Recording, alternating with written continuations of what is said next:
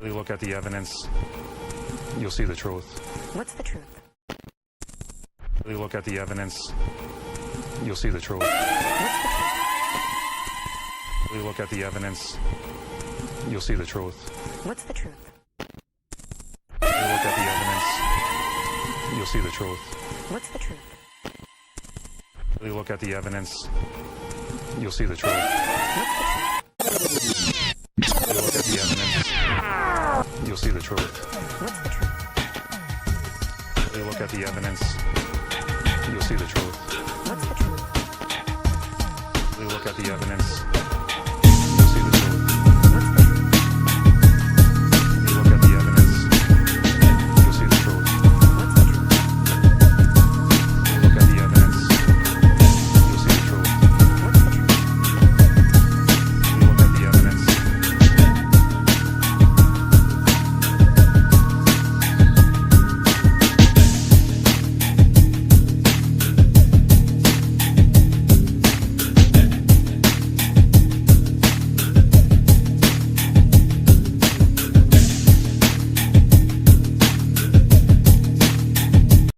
Did you kill Janet Downing? Absolutely not. So you're adamant you didn't kill Janet Very Downing. adamant.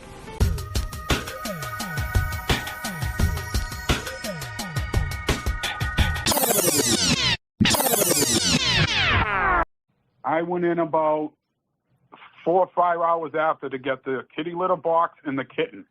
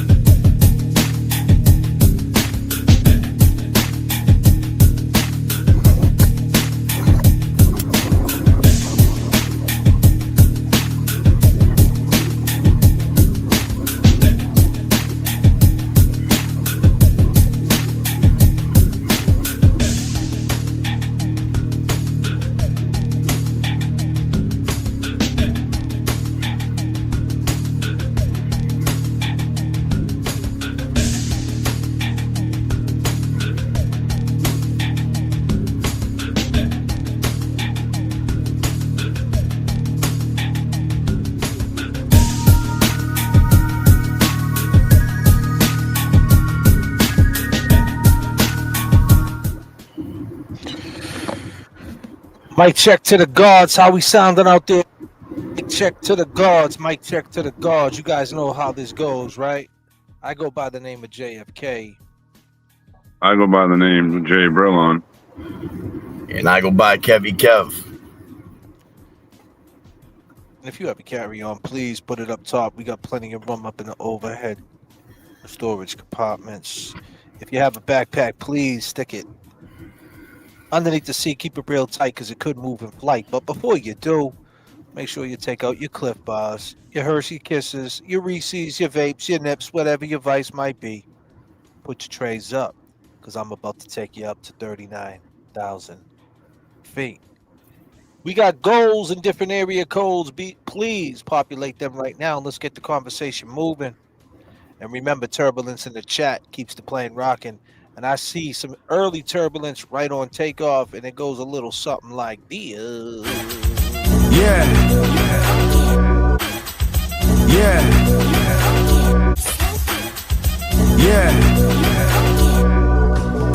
Turbulence in the chat. Turbulence. Static selector. Yeah. Boston.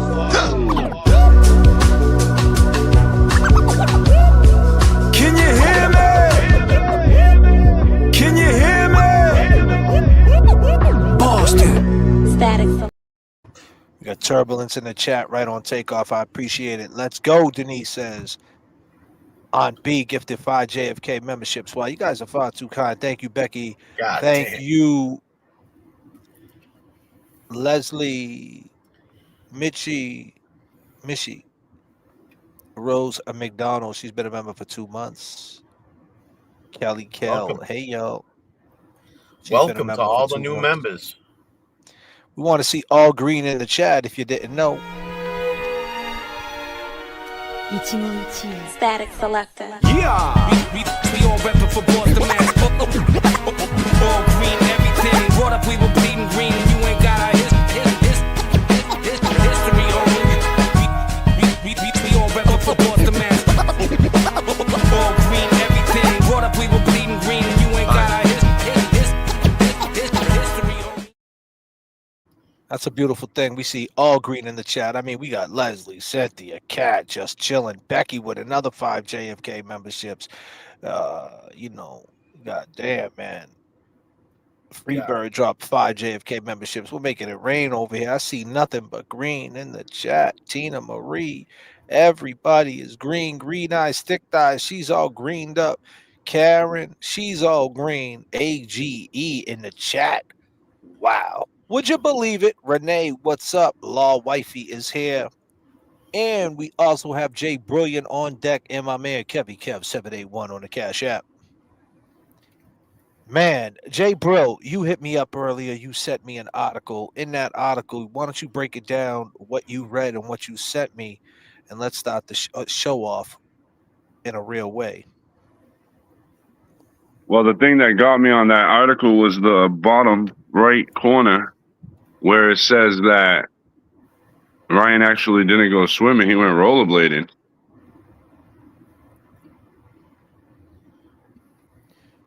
Yo, bro, wasn't you just clean shaved yesterday, Kevy Kev? You already got a fucking beard? My shit is like a Brillo pad, brother. Yeah, bro, you got a beard already? Goddamn. Overnight, man. I'm like the little elf in the shelf and shit. Man. Change every day, bro. Wow. Holy shit, he had a beard in 48 hours.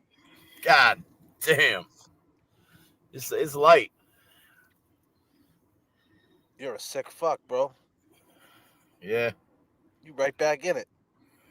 Yeah, you know what I'm saying? Right back in it, ready for winter. So, Jay Bro, it says he went rollerblading and not swimming. And what's that do? That raises your suspicions, no? That raises my suspicions a lot more.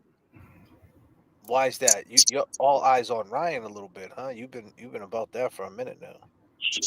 Yeah, bro, because there's no information about Ryan. I can't get that out of my head. Like, first of all, someone who finds a body should be the very first person to get questioned. I'd never even heard of him getting interrogated or anything. We don't hear nothing about him. We're finding all this other information. Then I found another bombshell today. Like, I don't even know if you want me to say that part. But yeah, I do, for sure. So I found out the dude, not in a sexual way, I don't think, but was sleeping with his mother till he was 15 years old. And me and Kevy Kev was talking a little earlier, and he brought up a good point. You know, if Ryan had mommy issues, he probably could have caught his mother messing around with Artie. He snapped, lost his shit, and Artie helped him cover it up. Or Ryan did it, called Artie to come help him. Artie put all the bloody clothes in the car, which was why there was a blood trail to his car, to put all the clothes in the trunk. And that's why he wouldn't leave, because like you said, something was in that car that he had to be there for, to watch. And if the cops saw that blood spot behind his car, he's thinking, oh shit, what if they look in my trunk? What if they look in my car? Now I can't find my keys, even though I have my keys, but they can't know I have my keys, because then they'll want to look in the car. It just none of it makes sense to me. Like, well, all of that makes sense to me, but none of the other stuff really makes that much sense to me.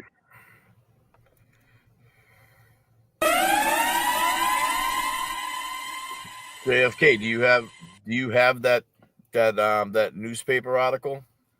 I do. Can you But throw we're that not, up? Or- we're not going to be able to read it though. It's too. Well, It's I could read it on my end. That's why I was yeah. gonna ask. You could just read it. You can read it out loud. EPAG says, I walked back to my hotel room just for headphones to watch the live. Where you at? EPAGs? Where you at, girl? Back in Vegas. Please don't go. EPAGs, ladies and gentlemen.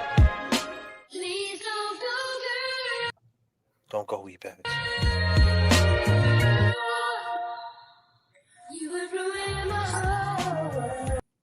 EPAGs, tell me you'll stay. Tell me you'll stay. Never ever go away. I love you.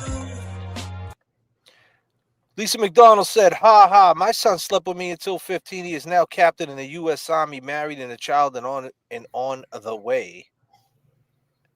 Yeah, I mean,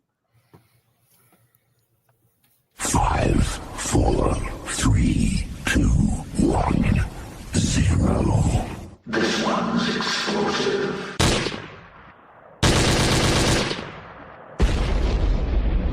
this goes out to all the real mothers out there. All the real mothers. If you're a mother right now and you hold it down for your kids, I don't care if they slept in your bed until they was 15, man. Everybody's different, I guess, you know. If you held down your son, you held down your daughter, and you do it in a real way, and you're a real mother. This song's for you. Back in the day. Yeah. On and on. Back in the days when I was younger. Yeah. Turn me up in the headphones. Summertime vibes, you know what I mean? He put it on my mama. Where's my ladies at? All my mothers at? You know what I mean? Yeah. State to state, worldwide. Listen. We pilot through the struggle, above and beyond. It's a long fall from pride. What you standing on? Goals in plain sight. Get your landing strong. He fucked up to play because he ran it wrong. Underbelly of Boston, filled with racist rats. The sneak gets away, but it often traces back. They digging up the bodies, got DNA to match. Feds listening to your boss, he got life for rap. Damn. Seems the greed indeed, it was trolling you. Court closed wrinkle, they smelling like mildew. Old Spice in the air, old law holding you. It's in God's hands with a creed overview. Too many suckers pulling, not enough pushing. Feeling like Guru, driving Boston to Brooklyn. God's working overtime, devil is cooking. Got shot twice, survived, but the cancer took him. Damn, back in the days when I was younger, Dad was never home, he put it on my mama. I was just a baby when I seen all the trauma. But on God, we gonna shine every summer. Back in the days when I was younger, Dad was never home, he put it on my mama. I was just a baby when I seen all the trauma. But on God, we gonna shine every summer. Come on. Daddy wasn't around, mama held it down. How'd you raise us on your own and never let us see you frown? Superwoman, you a superhero in my eyes. See you sacrifice it all to make sure we had better lives. You an angel like you came down from the skies. You came down from the skies. That's on God, on God, on God. That's on God, on God. And to all the ladies having babies on their own.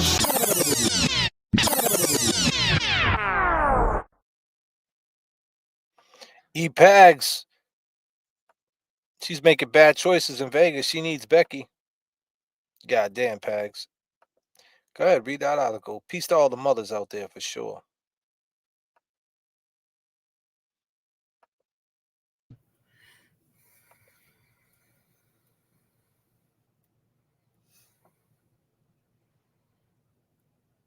You gonna read that? Yeah, I'm just pulling it up. I just didn't know if you wanted to throw the picture up so they knew where it was coming from, you know.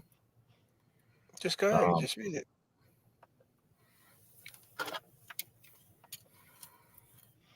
Goddamn Sherlock Holmes.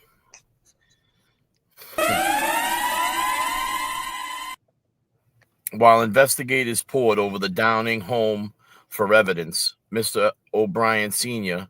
was called away from the death scene. He learned his own son, Eddie, had apparently been stabbed during a mugging behind the police station in Union Square, about a quarter of a mile away. Instead of walking into the police station to report the crime, the younger O'Brien, bleeding from his hand, with additional cuts and bruises on his arm and scrapes on his leg, went to the Midnight Convenient, a combination porno parlor, variety store Sheesh. across the street from Joseph's Church. Young Eddie had a job putting together Sunday newspapers at the Variety. His friends would later say that Eddie was a frequent visitor to the hidden room behind the swinging white door in midnight. A mountain of pornography and displayed in the series of tables put together in the center of the room. There is a wall full of whips, chains, 3-foot long dildos, and there are pornography magazines depicting bondage, homosexuality, lesbianism, transsexuality, as well as hermaphrodites. On Sundays, God damn. You find this fucking clip, Jay. God damn. It was on Justice for Janet Downing. On Sundays, Eddie went to the St. Joe's where he was an altar boy, to the Variety, and back home to his room. Laney 81 wants to know how many feet did you say that dildo was? God damn. Hold on, be back. God damn, Laney. You're rocking with the best. You wrong. You wrong. Shit. James. We're working too. Yeah. Damn. All right, it says, are you all right? What's the matter? Either you got mugged or you had a bad piece of pizza, the store clerk in midnight said to Eddie when he came inside. It was 10 p.m. He was sweating profusely. His shirts were soaking wet and his legs were scraped and bloody. I got mugged. They cut my hand, O'Brien told them. He told his friends who gathered at the Variety after hearing about it.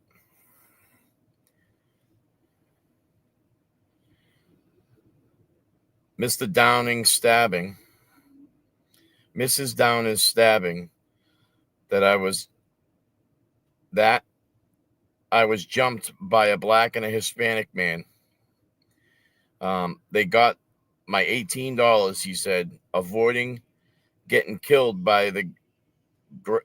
it says avoiding by getting killed. I grabbed the knife away from one of the assailants. He said he grabbed it by the blade with his right hand. Marco Abreu, Joe Fitzgerald, and Gavi Solomon, all Don Bosco classmates and friends of Eddie O'Brien and Ryan Downing, were surprised to find Eddie at the midnight. A half hour earlier, the boys had gone to the Downing home to fetch Ryan, who hadn't come home yet from rollerblading. They knocked on the front door and then went around to the side of the Downing house, where they were drawn to the backyard. They heard branches snapping and saw something large moving through the thick thorn bushes at the rear of the house. When they found the cellar door open, they backed away in fear of the unknown. Now, I believe, this last paragraph that I just read is really what fucking put the brakes on with Brilliant. Because, they don't mention anything about them going swimming. The testimony we've heard earlier in the case, from what we've looked at, it said that these boys, had a description of a guy with big eyes and a snarly grin on his face, and saying it was Eddie coming out of the bushes. In this article, they don't depict who it is coming out of the bushes. They never. I mean, we never heard that they seen the back basement door wide open. You know, there's just some, you know, misdescription or just another description added to this. You know.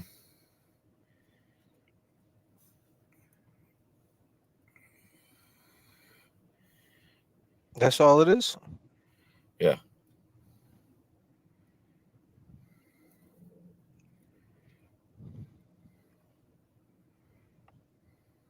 I mean, people are saying that Midnight Variety, we heard different stories from that place, right? We heard some people saying that some people are saying the place was straight, you know, rated XXX, so to speak. And then some people said it wasn't even that bad. It was a regular convenience store. It had a little room in the back. But they talking about I mean, yeah, they got creative with that wordplay. They got creative with the wordplay in this article. But it's true though. The police station was right there. Why not go to the police station? Yeah, I mean, there are some things in and that's the thing too. I mean, we find ourselves, searching and trying to, get an idea of what's going on, and we're finding out new things, and we go in this circle of looking for a name or looking for a description or wanting to see what somebody else said here and compare it to what they said over here.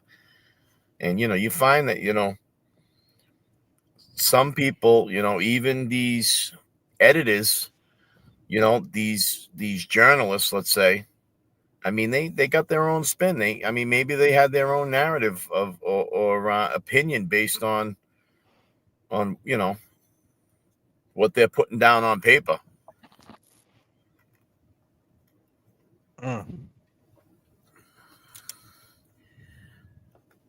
What's up, Brilliant? What you want to say, brother? No, I need to know more about Ryan. That's what I need to know. I have a lot of questions for those people. Why not need to know more about Eddie? We heard a lot about Eddie. We hear Eddie. We haven't heard nothing from none of the other side. Like, okay, so we haven't heard a word about that jumping though. I mean, we're going hard on this channel. We haven't heard not one thing. We had Unforgettable went up to visit him. Amy La said that she's getting letters by him. He's saying he can't speak on it. You told me last night that you want him to kind of speak on it. I don't know, this jumping shit, man. Like, it's gonna be a hard sell to anybody, man. Like, it just don't make no sense. The police station's right there. They went back down there, right? Like, so Mark. The friends went back down to Midnight Variety after that shit went down, right? How long after did they see him down there? And they asked him, right? They said, "Did you know about Janet?" And he said, "Yeah." That was in the reports, right? It was Mako, right? That went down to Midnight Variety after they were on the porch. Yeah, I heard that a few of them went down there afterwards. And they asked him, "Did you know about Janet?" Then he made a smirk in court when Mako was explaining what happened when Mako did this right here. And I'm just, Yeah, the way he walked. He was making fun of the way he walked. He tried to act all big and put his arms up. I said, Ed, he's trying to act like Eddie. Why were you in the bushes last night? And he said, I wasn't in the bushes. And I said, I seen you in the bushes. And he said, I wasn't in the bushes, so I just left it at that. Marco Abreu, Eddie O'Brien's old friend, today the star witness, recounting how he saw the hawkish teen walking away from the area of the crime scene. Could you see his face at that point? Yes, he looked over his right shoulder at me and smiled.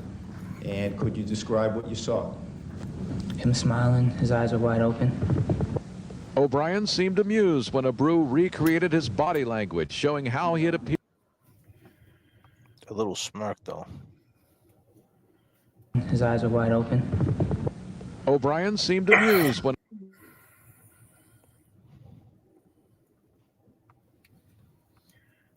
recounting how he saw the hawkish teen walking away from the area of the crime scene. Could you see his face at that point? Yes, he looked over his right shoulder at me and smiled. And could you describe what you saw? Him smiling, his eyes were wide open. O'Brien seemed amused when Abreu recreated his body language, showing how he had appeared when he walked not far from Janet Downing's house not long after the murder. Now, did you make arrangements at that time to give a second interview? Abreu conceded to the defense in the first two interviews with police. He said he couldn't be sure it was Eddie O'Brien. Moments later, he told the district attorney why. After you spoke to your mother, what happened? I told her that I was 100% sure that was Ed the whole time. The only reason I didn't say anything was because I didn't want to believe that he committed the crime. What happened next? She called Lieutenant Femino and Trooper Duggan, and they came to my house. Abreu conceded it was after an angry conversation with Eddie O'Brien's father that he went to his mother with the whole story. He asked me what I had told the police down at the police station. I told him I thought it was Ed, and he didn't approve of that. He didn't really think I should have did that, but I told him I couldn't lie to the police. So. Did he lose his temper? I don't think so. Well, he lost his temper, but I don't think it was at me. Okay. Did he tell you not to come around the house anymore? Yes. Stab her, and then did you stab her? No. You didn't hurt Janet Downing? No. Did you kill her? No. Eddie O'Brien denied the murder. I mean, that's the win-win right there. I mean, there's so many win-wins in this case, but man, the L on this getting jump shit, man. I mean, it's just so unbelievable. I mean, I just don't. I'm sorry, I just don't believe it. But let me just say this. Let me just read this real quick, Jay, bro. Right. So Lisa McDonald, she says, we have to remember the most important thing. He's a 15-year-old boy getting jumped, seeing a crime. This is how he displaces fears, etc. He's a baby boy. Yeah, but Ryan was only 17 too, and so wasn't Paul. So we're all saying that it could be Paul. We're all saying that it could be Ryan, right? And they're only 17. So why would they do it? What's the difference between 15 and 17? I mean, I'm just saying. Like I said, I'm playing devil's advocate here. Go ahead.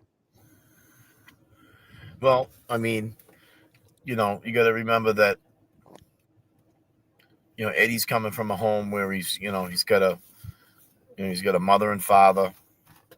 They're all sitting at the same kitchen table. They're all having dinner. He's got a newborn baby sister. There's young kids in the house. And then you got Janet. She's just divorced. No father figure in the home. They're not all sitting at the same table. There's been a lot of pressure on Janet. So you think that he walked out of that house after seeing that happen, went down to Burger King and got jumped? You believe that story? Do you believe it?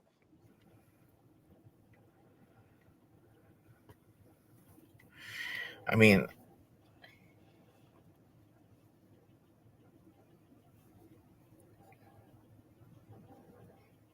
it's hard. It's hard for me to.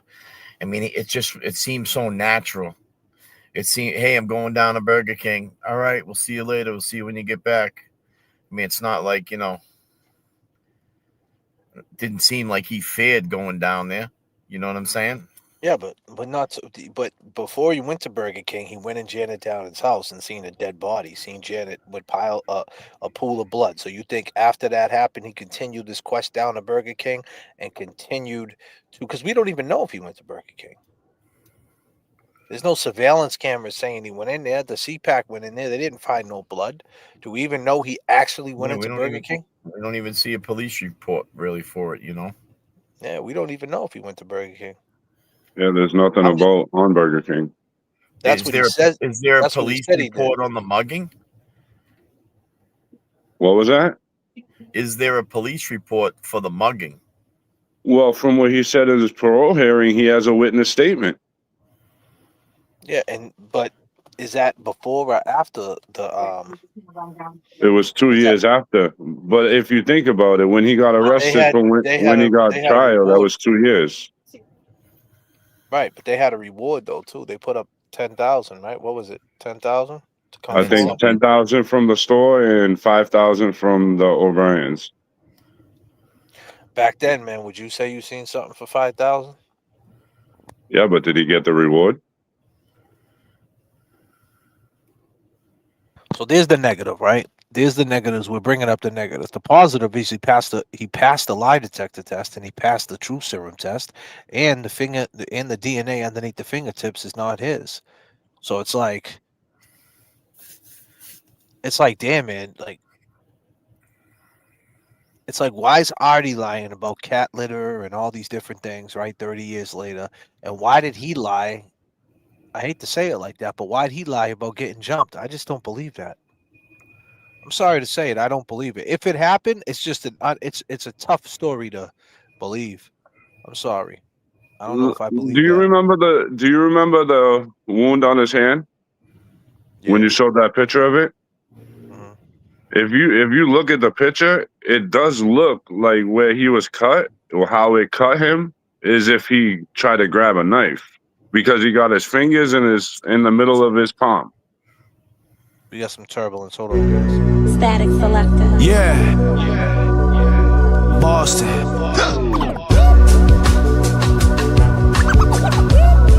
Can you hear me? Can you hear me? Boston. Static selector. Yeah. Yeah. He didn't have time to watch it. Lisa McDonald, 15, a good family, no hood booger, and thinks and moves different. Did he get jumped? Probably not. Made up a story from fear. Exactly. But is he ever going to clear it up, Lisa McDonald? And should he clear it up? And that's where we are. We're at pot 27, ladies and gentlemen. Pot 27. The long gamers are in full effect. Lisa McDonald, we are talking. We got dialogue, conversation flowing. Some people are drinking hot cocoa. Some people are drinking coffee. Some people are just drinking on their water.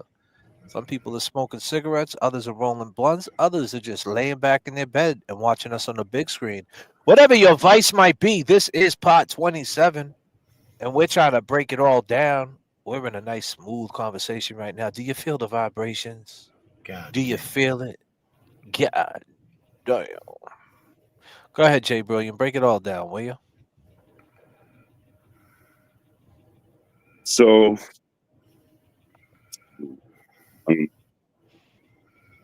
if you take away all the truth serum, the polygraph, the DNA under the fingernails, no blood on his shirt, if you take that all away, I might think differently. But if you really pay attention to how people talk, like Big Ed comes on the show, he just tells us facts, what I think is facts, like about the case. Other people come on the show, they tell us facts. Artie comes on, the only one that is on that side, and he's trying to push a narrative on us. Like that throws everything off. Like, why are you gonna try to throw a narrative? Why wouldn't you try to really defend yourself instead of getting yourself caught up in lies after lies after lies after lies? Like, enough already. You just sound stupid already. You dig in your grave. You want to speak to that, Kevy Kev, on the Cash App? Well, I mean, I'd like to speak on some of the things that I've noticed with Adi.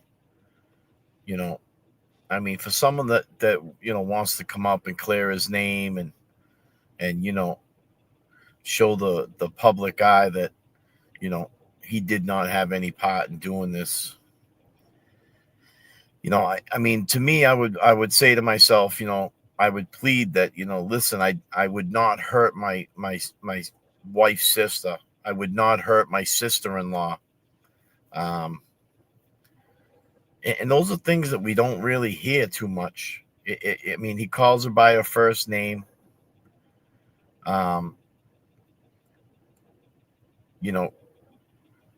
He tries to distance the fact that there was hard times between them two.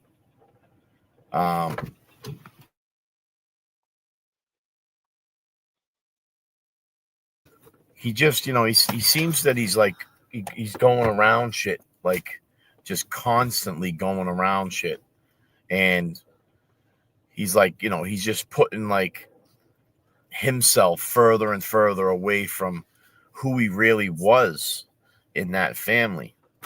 I mean, he was married to her sister. He was part of that family, and with her not having her husband around, you would think that he would have played more of the protector. You know what I'm saying? In some aspect, I Renee just feel said, like he doesn't speak up enough about who he really was. You know what I'm saying? "My son is watching with me. Thanks for the blood and ready to give up a kidney. Love you, Casey." Boy, mom. Peace to Casey, man. Good. Keep looking out for your mother, for sure. Diane says, in my opinion, either Eddie got cut at the scene by the perpetrator when he first got on the scene, or he got jumped. True. We heard what Elisa McDonald got to say. Ellie Mae. Maybe Eddie took the rap for his best friend. Becky G says, "Listen, who's picking on a person of his size to jump? Unless the killers followed him. I can't buy it. I think it's more like he got cut in the house." Yes, indeed. I can dig that for sure. Artie knew people. He could have made some calls. Yo, this dude just saw something. Get him. You never Nah, know. where's he making the calls at though? If he was in Janet's house, she had a phone. Yeah, man, this was all They too never fast. checked no records. Yeah, but he's It saying just that he got jumped. He's saying he got jumped, and then there's a police station there. His pants were wet. There's a lot of shit, man. There's a lot of shit. And I'm right there with you. Let me just tell you this. As soon as whoever handed him the phone inside Midnight Variety when that 911 call, soon as that police station heard that there was somebody cut within a quarter-mile radius of that fucking incident, all eyes on him. We can't have our cake and eat it too, people. I see a lot of people saying he isn't a rat. He doesn't want to rat on his friend. Maybe he took the rat, but then at the same time, he's a 15-year-old boy. He's an altar boy. An altar boy's not thinking about ratting. An altar boy doesn't even have that mentality unless he did and he was living a double life. The fact of the matter is, what's going to make him get that Rule 30 pushed to the top of the line, so to speak, right? When they go and look at all the things we're talking about. You went to Midnight Variety, your shorts were wet, the police station was across the street, you said you got jumped, you got a cut on your hand, you didn't admit you was in the house right off the bat, you lied for 2 days. And I'm What's right there with what's you. gonna make them get through that? Because we're trying to get through it. And this is what we're coming up with. Now in a court of law, let's stop all the Adi could have made a phone call. He was scared. He would fear. Okay, all that is all speculation, right? What would yeah, make most definitely. what would make a judge, an appellate court judge, a higher court judge say, you know what? I can see that. Let's turn the page. Okay, let's shut the chapter on that. They said you did this, and then this is the way you reacted to it. All right, explain that. He has an explanation, and then he says, all right, I like that. Now let's get to this. And that's ultimately what it's going to come down to, right? Because they got to get past the first page, so to speak, to get to the second page, right? And that one step, how long, whether it's 10 pages, 20 pages, that first step, that first chapter, whatever it is, that's a tough chapter to get over. And that's the chapter that ultimately got him found guilty. It wasn't you know what I mean? Like if that wasn't there, like if he didn't say I got like if he would have said like right off the bat, I was in the house, I seen a murder, you know what I mean? Like did he have a chance? And is he gonna say it? Is there something new? So I'm just speculating. Do you think, Brilliant, there's something new in this Rule 30 where he changes his story? And can he change his story at this point? I mean, is that something he should do? I mean, it's crazy to think. I think Enough. it's all going to come out at the Rule 30. Everything he knows is going to come out at the Rule 30, and that's what he's waiting for. That's what I'm thinking. Because if there's certain things we ask him, he can't answer because it's in the Rule 30. It's in his appeal. So I'm thinking he's waiting for his appeal for everything to come out. He said he wanted to testify when he was 15 or 17. He didn't have a chance to. We don't know if he would have said it then on the stand, you know? He would have been under oath, so he would have had to tell the truth. Right. Do you think he should? Well, here's the thing. Danny knew Adi, right? Jeannie knew Adi. Adi said he knew Eddie. John Roberts knew Eddie. Everybody knew each other.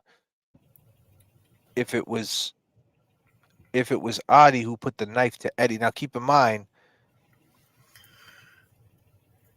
Eddie said it was a tall man who put a knife to his neck in that house too.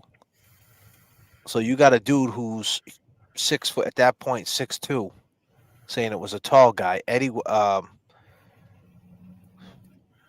not 6'2". So to say a tall man did it and he's short, that's kind of weird. So is that a lie? I don't know. But what I'm trying to say is, would he know it was Adi? If Adi had a stocking over his face, would he know it was Adi? And then when he comes running out the house, the cab's right in front of him. So I'm just saying, did he see the cab out there? I don't know. So that's just a question to you. Did he know it was Adi? And why wouldn't he say it was Adi? And not for nothing, man. Eddie's father, man, Big Ed seemed like, he seemed a little intimidating too. Like as far as, like, Dad, this guy did this to me. What? He did what? Looked like Big Ed could fuck some shit up back in his day. But whatever. I'm just saying, like, was he that afraid of Adi? Was Adi this crazy? I don't know. Danny said when we talked to Danny, she said no, he didn't have. Well, no, she did say. Danny did say that he did intimidate the boys in the neighborhood. There was she said there was an intimidating factor. So I don't know. Did he have a chance to change his story? I don't know. Did he have a chance? Did the lawyers tell him not to change his story? Because you got to understand too, they're paying these lawyers all this money, and the lawyers are like, listen, no matter what, you know how the lawyers pitch it. You're not guilty. They have to prove your guilt. You don't have to prove your innocence. That's the first thing a lawyer is going to tell you. They're gonna have to prove your innocence. You don't have to prove you're not guilty. They gotta prove you're guilty. You don't have to prove your innocence. Right. But not when someone stabbed 98 fucking times. That's when the deck is stacked. So when we talk about the mugging, I mean, he the way when he got mugged by two guys. We're not talking about one person threatening him. We're now talking about two people threatening him with a knife, and he reacts. He grabs the knife. I mean, could he have reacted in that house and got cut? Well, that's the only that would make the most sense, right? Like if he was in the house and he didn't do it and he ran out of there, that would make sense that he'd get that shit out of my face and didn't even realize he was cut, You know what I'm saying? I mean, because we're talking about now he's down the street and he's got two. I thought there was a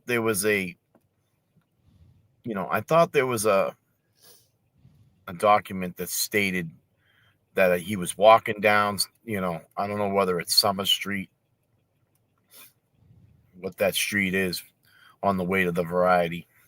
But he said he was walking down, noticed three guys opposite side of opposite side of the street. As he got closer towards Union Square, two guys approached him. I thought that was the word, or how it was described a little bit. Yeah, 2 out of the 3 approached him. So he was reading the page. You know what I'm saying? For him to be walking, going to home, midnight varieties, walking down the street, he's reading his surroundings. He's like, damn, these 3 sketch balls over here are fucking staring at me, and I'm gonna just fucking keep going. And then all of a sudden he gets approached by 2. He gives up his money, number one.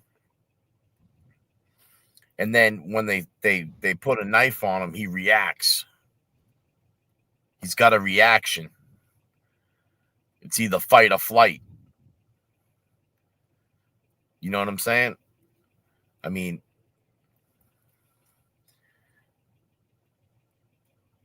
you would think that a 15-year-old kid, after just seeing a fucking murder and running out of a house, he'd be like fucking puking at the end of fucking Hamlet Street. Like, Jesus Christ, what did I just see? You know what I mean? Eddie's story never changed. Eddie was known as a gentle giant. Eddie always had spending money. Kid had a job and a good family. Okay. Gifted 1 JFK membership. I think we're glossing over the fact that Paul and Adi have violent issues in their past and Eddie never did. Yeah, I mean, we're not glossing over that fact at all. But that's the point. That's not what convicted. I think, like, if Eddie would have said nothing and we had the right to remain silent, like, where'd that story come from? Like, who put that story out there? Did he tell the people at Midnight Variety, man, I was just in the fucking house and, like, they're not coming out saying anything? Did they set him up? Was it the Midnight Variety?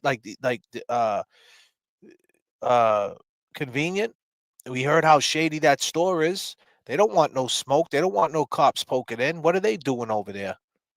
The fuck are they doing? For real. They got a porn room in the back. Guys are so James Jackson says there was little booths in there.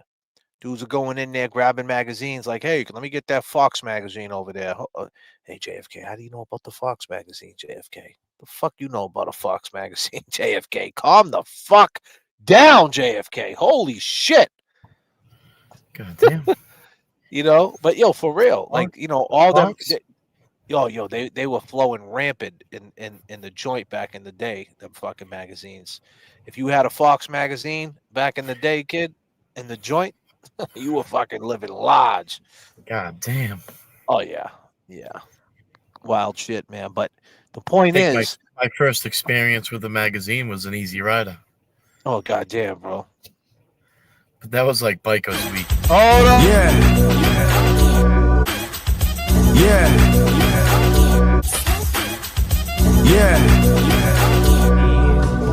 Turbulence in the chat. Can you hear me? Can you hear? Something's telling me I must go home. And the lights all went down in Massachusetts the day I left her standing on her own. He says O'Brien told different stories to the same examiner. He never accounts for the fact that his blood is in that house. He never explains that away in the tape, and he would not have been able to explain that away at trial. Eddie O'Brien was convicted this fall of murdering his neighbor Janet Downing in her home in 1995. The woman was stabbed repeatedly. Both O'Brien, District Attorney, why? Oh, that was it the whole time. Trooper Duggan. Anymore? Yes. after the drugs were administered. The prosecutor says it. Last time I don't think it was at me. Okay. Did he tell you not to come around the house anymore? Yes. Stab her. And then did you stab her? No. Did you stab her? No. I mean, at that point, right, if you're that, like, there could have been another, like, so let's go back to Midnight Variety. You walk in there, And like, what the fuck happened to you? Man, I just came from Janet. Like, okay, so what's the stories on Janet? Is there a story? Is there another? Let me throw up a disclaimer real quick because I'm gonna let my mind go places that probably shouldn't go. I don't Yeah, want and to say this is nothing what we do, disrespectful. people. Let's just remind. Let's throw up that disclaimer real quick.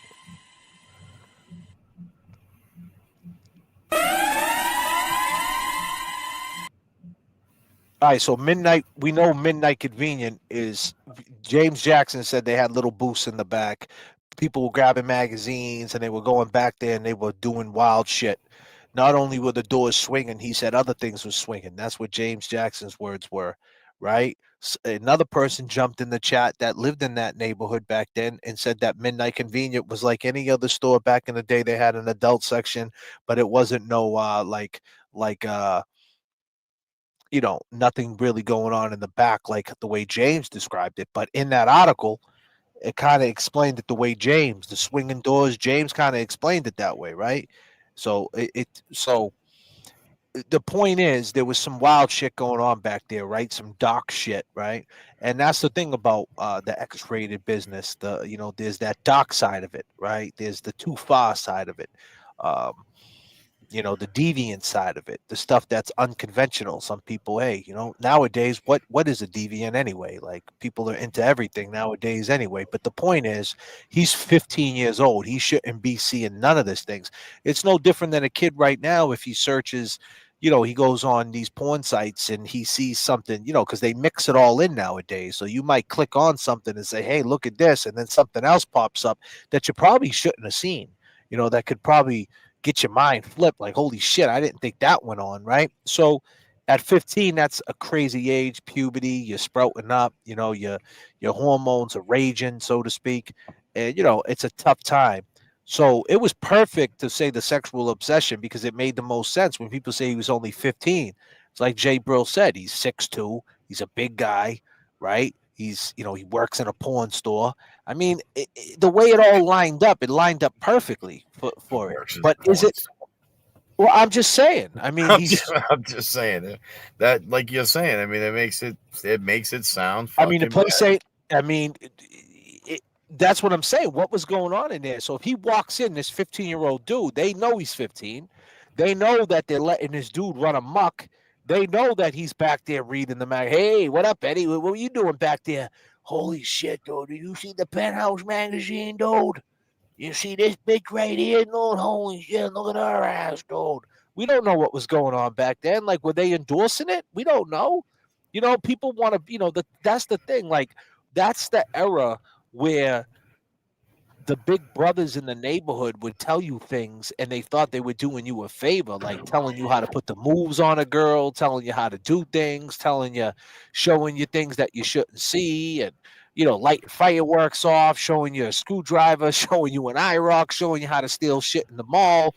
And they think they're doing the right thing. Hey, check out this magazine, look at this girl's boobs, so to speak. So were these people showing him stuff, thinking like they're putting him on to game, so to speak? You know what I'm trying to say? That's the They were error it telling was, right? like they were telling him about the birds and the bees and shit. Yeah, but and the thing is, it's raunchy. If there's like, depending on what magazines were there, you know what I mean. If it was magazines that had penetration, Playboy was light. You know what I mean? You didn't see nothing in Playboy, but there was other magazines that was just basically a porn movie, but just photos. So what was back there? Based on what it explained, there was whips, there was 30, what was it, 3 feet dildos they were talking about back there. I mean, dude, that's a lot for a kid to digest. And I mean, that's fucking weird, man. I wouldn't want my kid there. Adi said it too. I wouldn't want my kid there. So the thing is, if these people know they got this kid and he's like a slave and they're utilizing him and they're paying him, next to nothing, and that's his little job, and the neighborhood kids come in and they got knives back there, and they're smoking weed. Adi's selling the weed to them, and did they sell liquor in that store? I don't know. You know, that's another thing. Did they?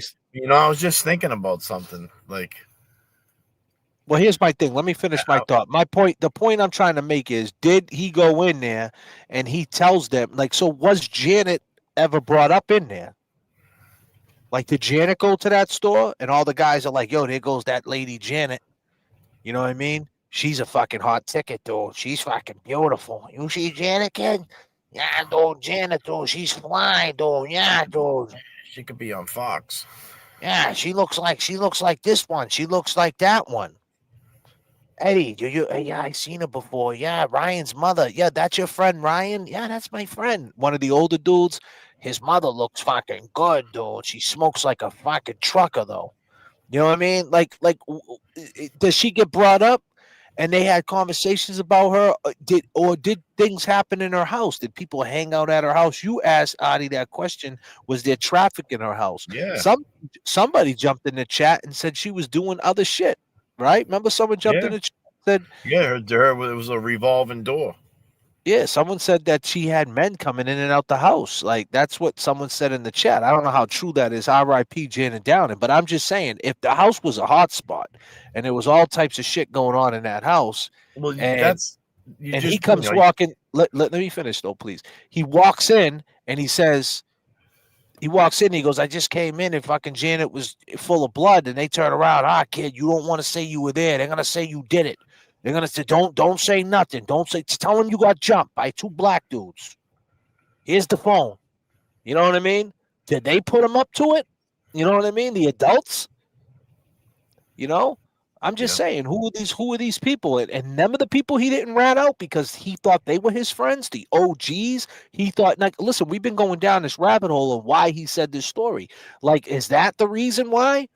Like, dude, they're going to come for you. They're going to rip your house apart. They're going to fucking my business, man. You're not even supposed to be working here. Listen, say fucking two black dudes jumped you outside. Here's the phone. Call the cops now, dude. Don't say a fucking word.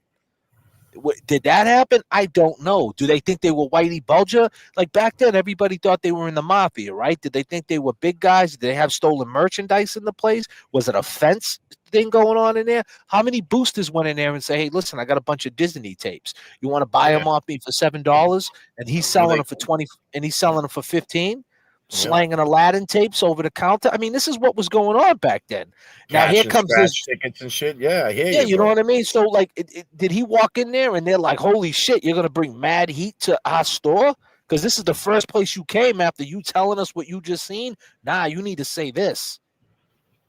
You got anything in your pockets? You got any? You got it? And he pulls out the knife that he used inside that store earlier that day.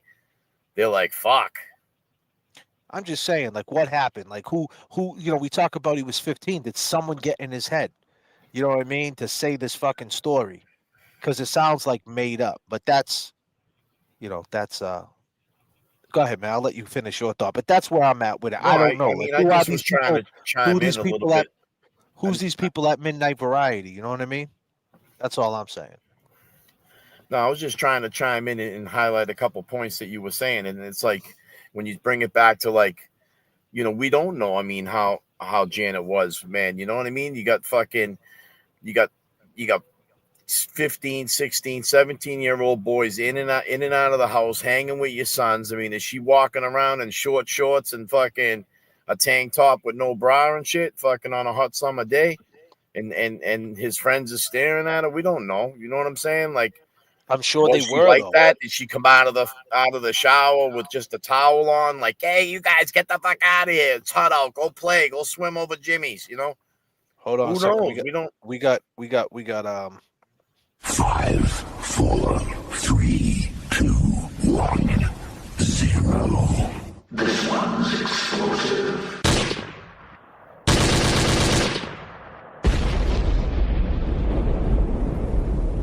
Let's go. God damn, is that Margot? We got Margot in the chat. God damn, Margot. Breaking news. God damn.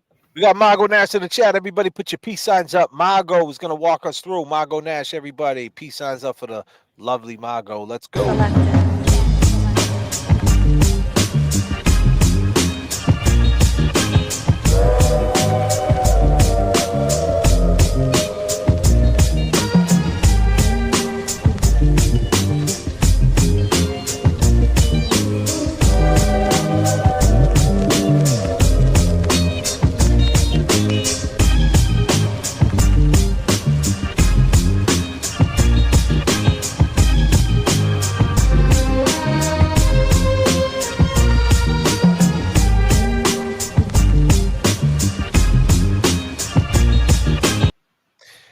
Margot says, listen, the owner of Midnight Son-in-law worked there. He was a Somerville court officer. Well, there you go. I mean, did they like? Well, He just also, be, go ahead. She also said he testified in court. He testified in court. Well, if he's a court officer, then he knows how the courts work. If he comes walking in talking about, I just seen her full of blood, he doesn't want that smoke in his shop. and I mean that all, no pun intended.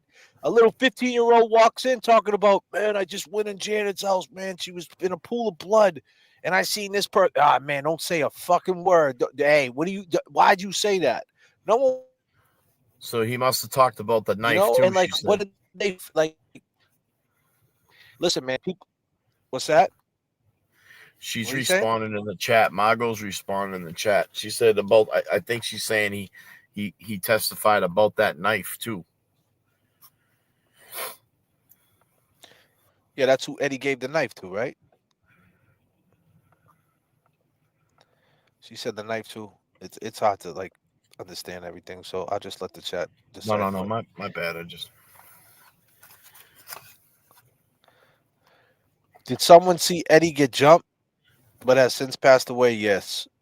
Eddie says 3 main issues. DA withheld evidence and lied. Crime scene, stairwell, 8:20 p.m. Reverse profile, transfer hearing and trial. And that's what I'm saying. I think his issues, like as far as a new trial, 1,000%, he should get a different trial because there's a lot of issues. But like these issues are still going to be there, though. Like, you know what I'm saying? Like these issues are still going to be there. Is his like what's his POV? Like, if they did have a new trial, is he still going to run with that story? And then if he does, that's okay, because whatever, the person who's they for 2 years, the guy did say he's seen it. The guy did write an affidavit, and they never investigated it, right? So that's their fault, and time went on. So that's in his favor, but that's a hard thing to believe. Even if it was a new trial, how do you get over that? I think these issues, the main issues right here, as far as a new trial goes, okay, cool. And then if they run the DNA and it comes back to someone else, I think he wins. I think that's why he's probably not worried about that story. But as far as what I'm doing and what Kev and what Jay Brillion's doing, the public perception, I would love to know what really happened. You know what I mean? Instead of like playing this game of, yeah, he got jumped and that's it. I don't feel comfortable with saying that. Like, that's what I'm saying. That's the hard sell for me. And someone says to me, JFK, why do you believe Eddie's guilty? Well, I'll say, listen, run the DNA and let's take it from there. That's my take on it. Let's be clear. That's my take. But as far as being very comfortable with telling this story, like if I would go on a big radio station tomorrow and they did their due diligence and their homework, they're going to say, come on, man, you believe he walked out of the house and he got jumped down the street and he was wet. He had a cut on his hand, he had blood on his thing. Then 2 days later, he lied. Come on, bro. How do you get over that? Like, how do you get over that? The public perception. Now, my perception would be like, I get it. You're right. That's a tough thing to get over. But did you know that everything she's talking about, Eddie says 3 main issues are the DA withheld evidence and lied. There was a crime scene, stairwell at 8:20 p.m., reverse profile, transfer hearing and trial, DNA. Did you know that? But the public perception is it's like, yeah, whatever. Explain that first. I think the public wants to explain that first. And that's what ultimately was in the papers, ultimately was the hype, and that's ultimately going to be the same thing. And that's ultimately why the family is acting the way they're acting, because it's a hard sell. That's just my opinion. Yeah, they're going to be like, you're saying that us, the Commonwealth, we overlook these situations, these stipulations. Like, you know what I'm saying? It's like, you're challenging them, their decision. I think in a Rule 30, man, like for a new trial, that's great. But then, you're still going to come across that. I think that it's the same thing. It's like, it's now you get the experts in, because that's ultimately what it was, right? Like, it's the same thing with Karen Reed. There was so many angles to go, but ultimately in the end, it was expert versus expert. So I think in the end, when it comes down to Eddie, that's what it's going to be. It's going to be expert versus expert.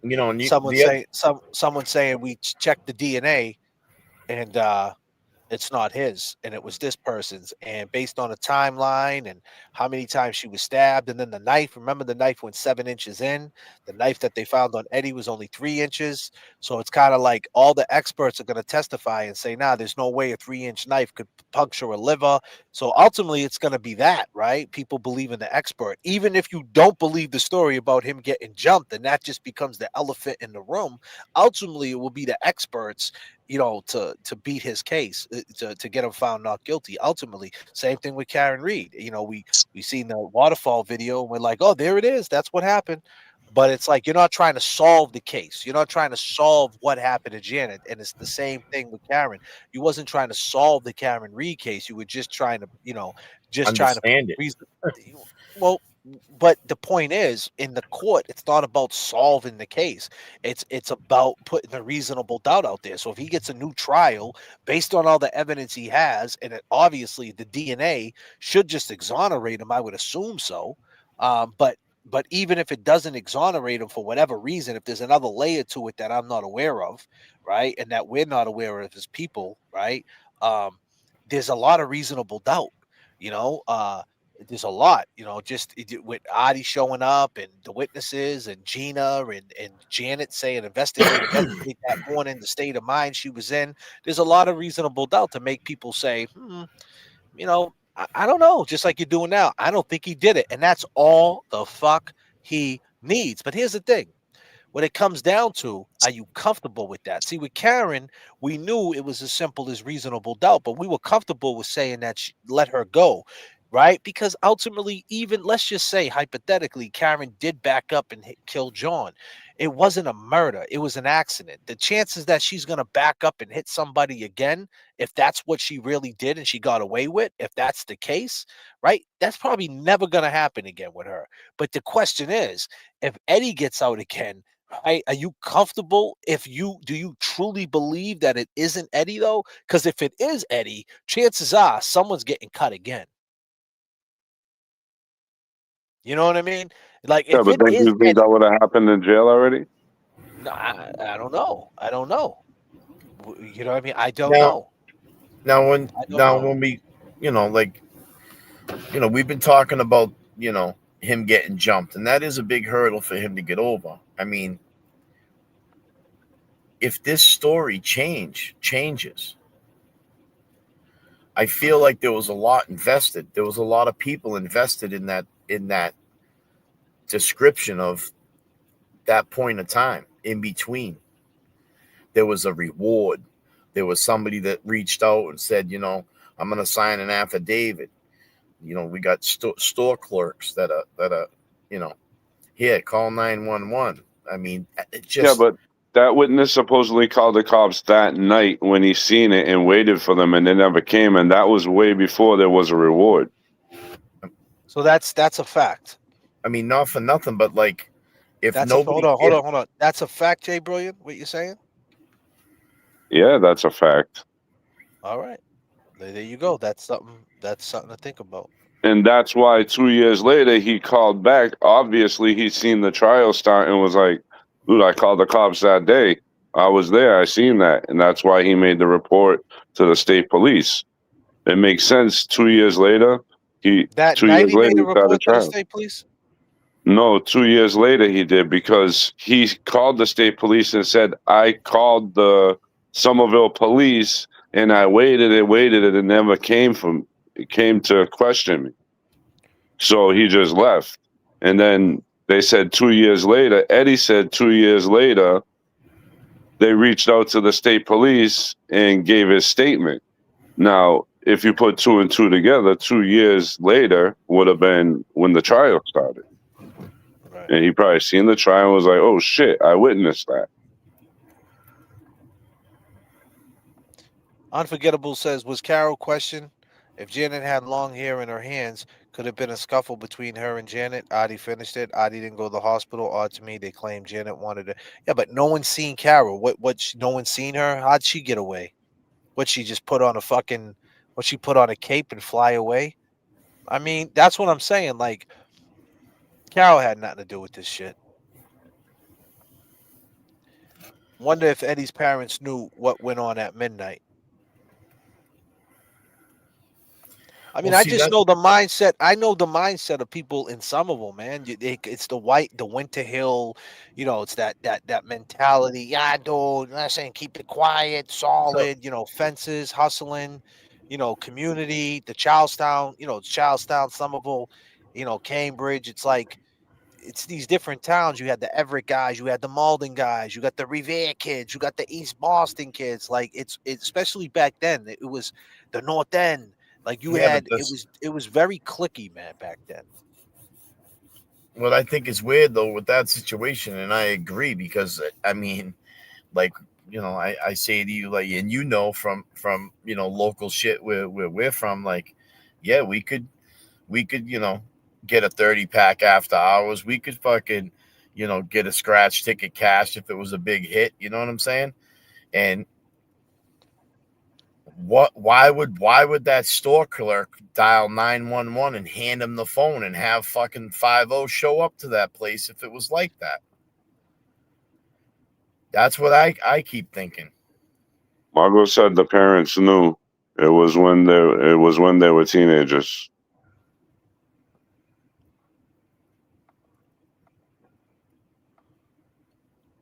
But you know what I'm saying, JFK? Like, why would somebody behind that counter, if they had you know a back room and they had certain shit, and Because it wasn't illegal. no, but I mean, did they? I mean, did they sell knives over the counter? Was the guy a That's collector? what I'm Like, saying, man. 100% there was other shit going on in there. Back then people would steal Polaroid film, they would steal disposable cameras, they would steal tapes you know, uh, blank for cassette tapes. camcorders. Yeah, Yeah, blank cassette camcorder tapes, watches. He was selling I guarantee that dude was a fence. He was slanging all types of shit.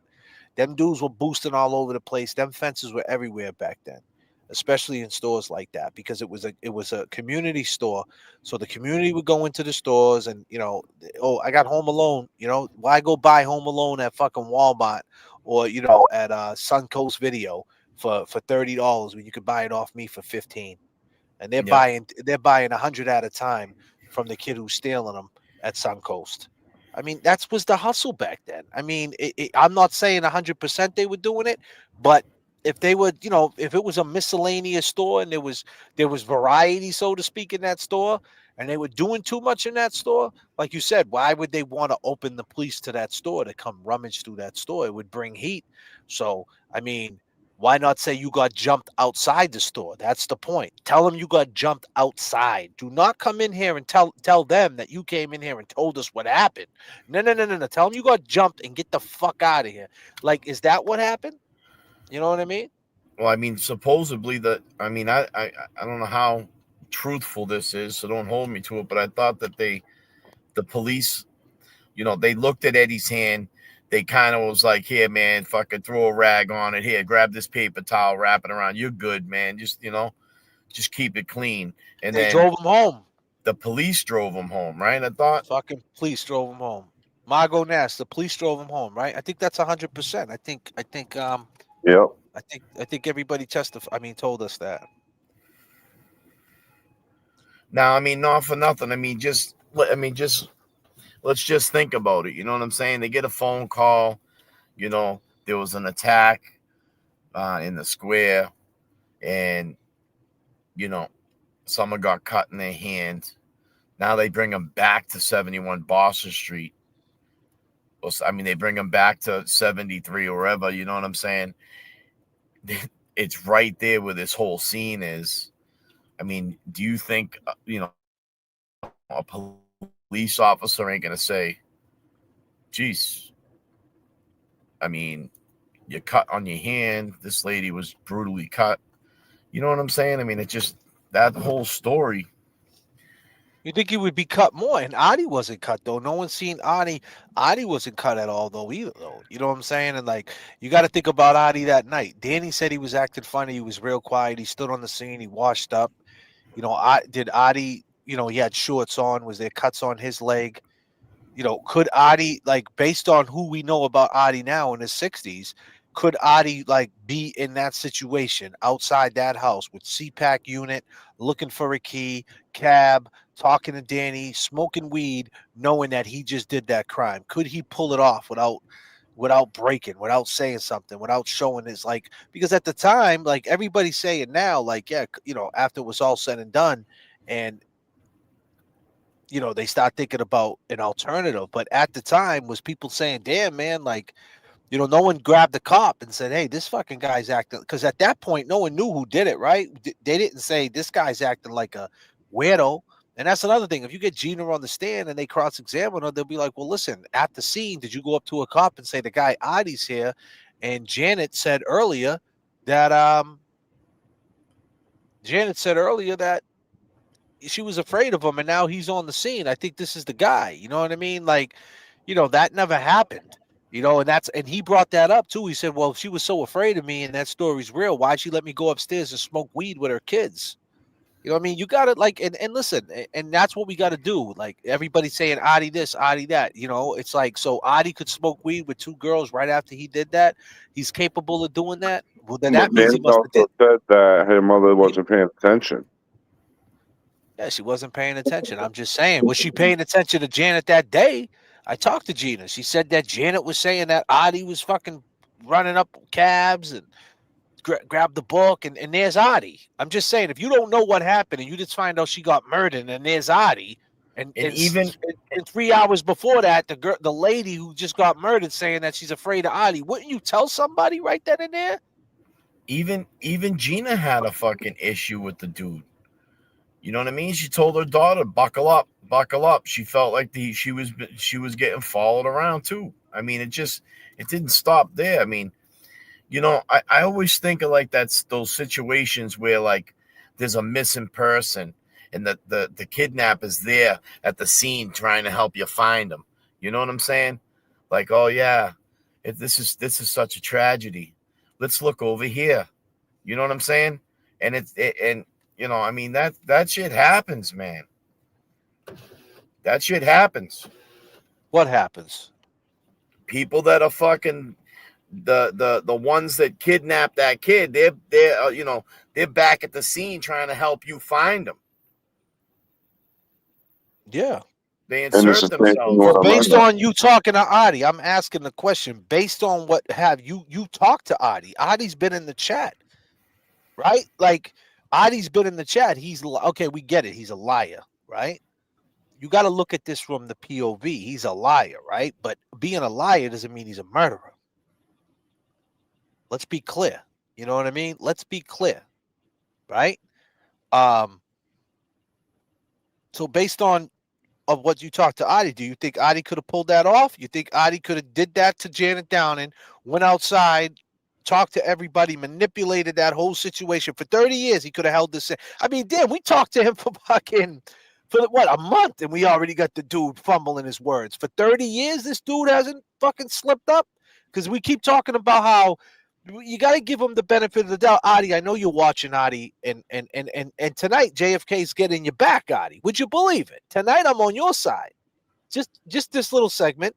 Tonight I'm going to speak to you because, Adi, I got to do it that way, right? Because I want you to speak your truth on this show. I want you to, if you really didn't do this shit and there's a plot twist, then, hey, that still doesn't take away the fact that we think you're a fucking liar, but that's not what we're investigating. We're not investigating if you're a liar. We're investigating Janet Downing, what happened to her. So you could be a liar, and you also could be the one, and you also could have scared the shit out of her, and you could have did all them weird things. But did you do this crime? And so we want to say that Eddie in 30 years never did anything violent in jail. Well, in 30 years, what did Adi do? I mean, allegedly, Norman Corey says in the super chat right here, I'll let Norman say it. Norman's saying that right here, he says Eddie has gone 30 years, has not shown any violent tendencies. Adi, on the other hand, punching holes, pulling a knife out. Carol's divorce was granted because of Adi's violent action. That's a fact. Okay, that's fine, but Carol's alive. She's not dead. You know what I'm saying? I mean, if anybody would know that if he did that shit, it would be her, right? So she got all this violence taken out on her allegedly, and all these things happened, and she never went to the police and said, hey, just to let you know, my husband didn't, the kid Eddie O'Brien that's in custody, he didn't do it. The guy, my husband did. I know he did. He put a knife to my neck. He said it. So in 30 years, he never spilled the beans to nobody. He never freaked out. He never did again. He never killed again. Did he kill again? Is there other crimes in his area? Does anybody know in them areas are there similar crimes that are unsolved that puts him in the area? I don't know, because to manipulate this whole situation, this dude would have to be pretty slick. Based on what I know about him, he don't seem that slick. That's all I'm saying.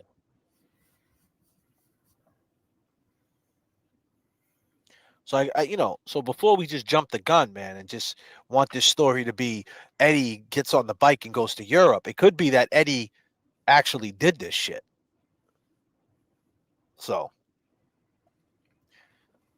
I hate to sound, like I said, I'm not saying he did. I'm just saying, like, that's the way a judge is going to look at all this. Okay, they want to go with the facts. All right, okay, the cab. Okay, yep, yep. Maybe because we're saying that he got jumped.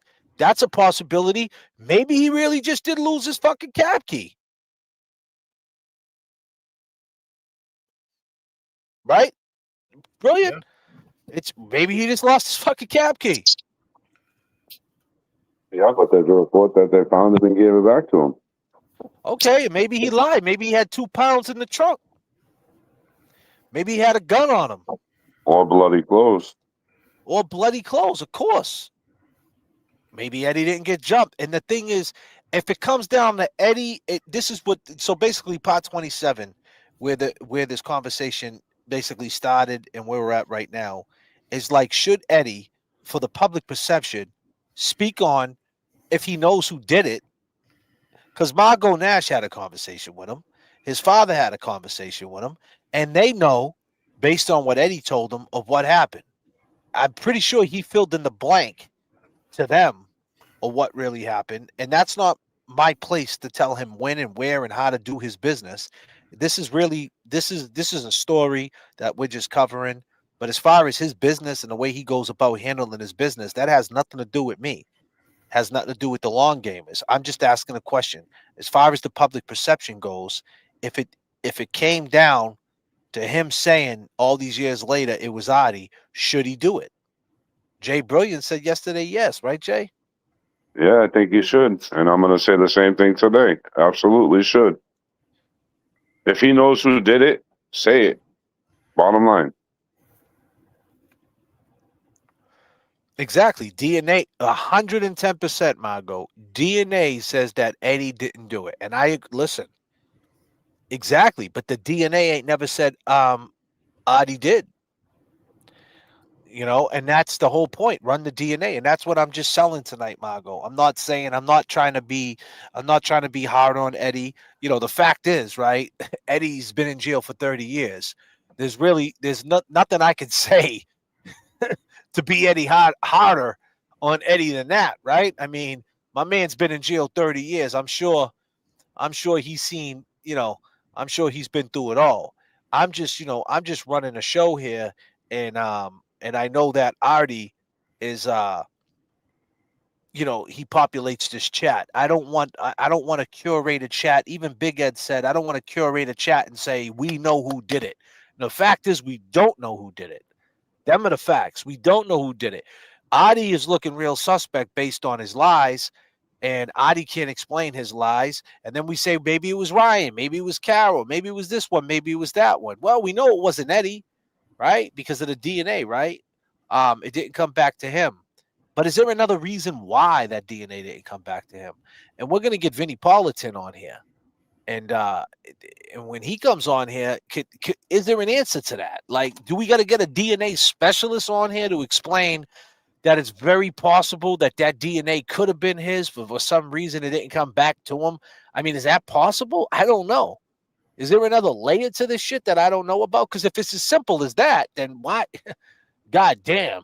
right? And that's what blows everybody's mind because we're all underneath the assumption, I mean, based on what we know about DNA, right?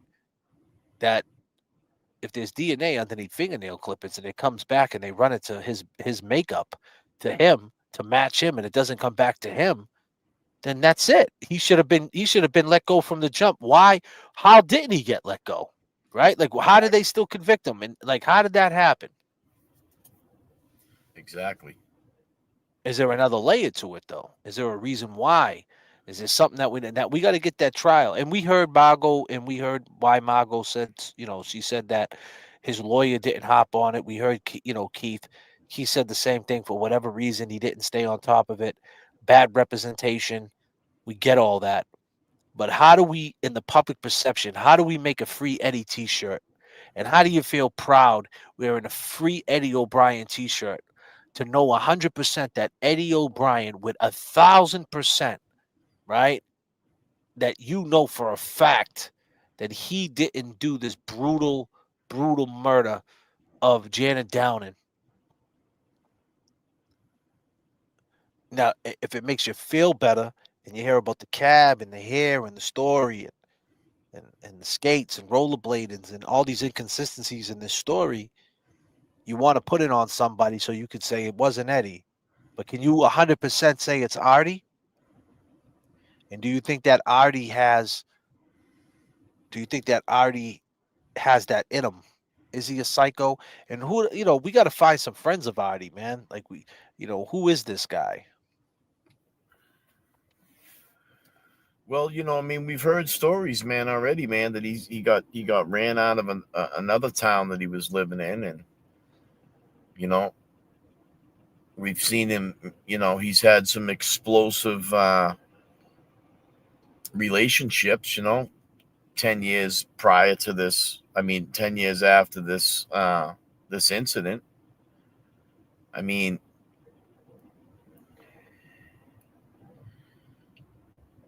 the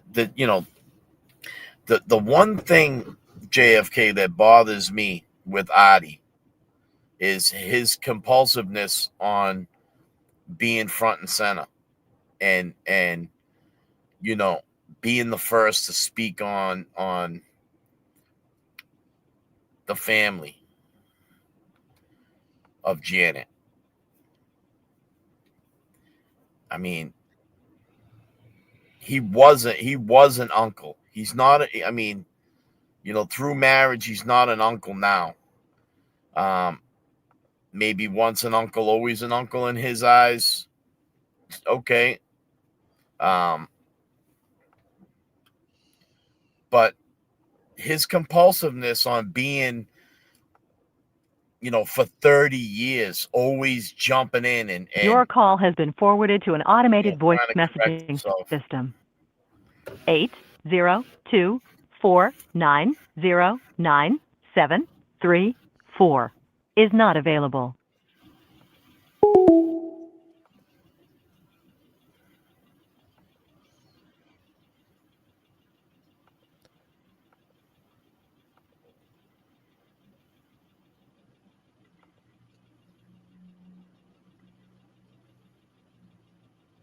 Well, he didn't pick up the call.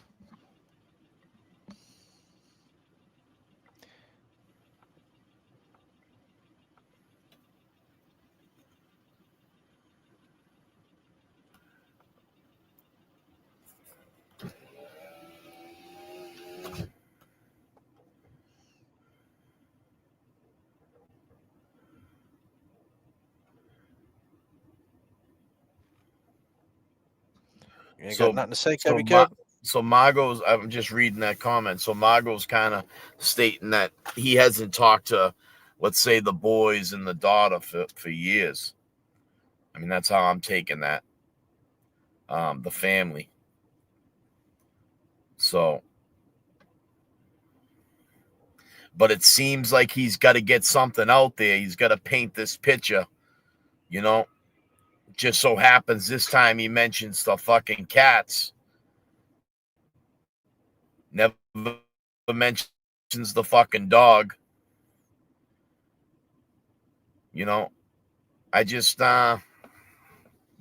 I don't know. I just don't like the way he inserts himself, you know? I mean, coming from the city and knowing the people I know, I mean, the best known crime's a self-known crime.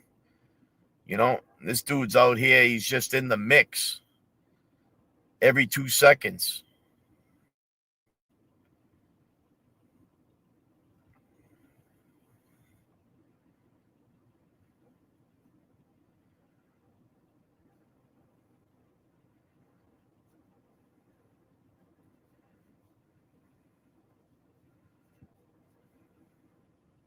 He's definitely involved somehow. You know, I mean, I don't know whether he's trying to protect.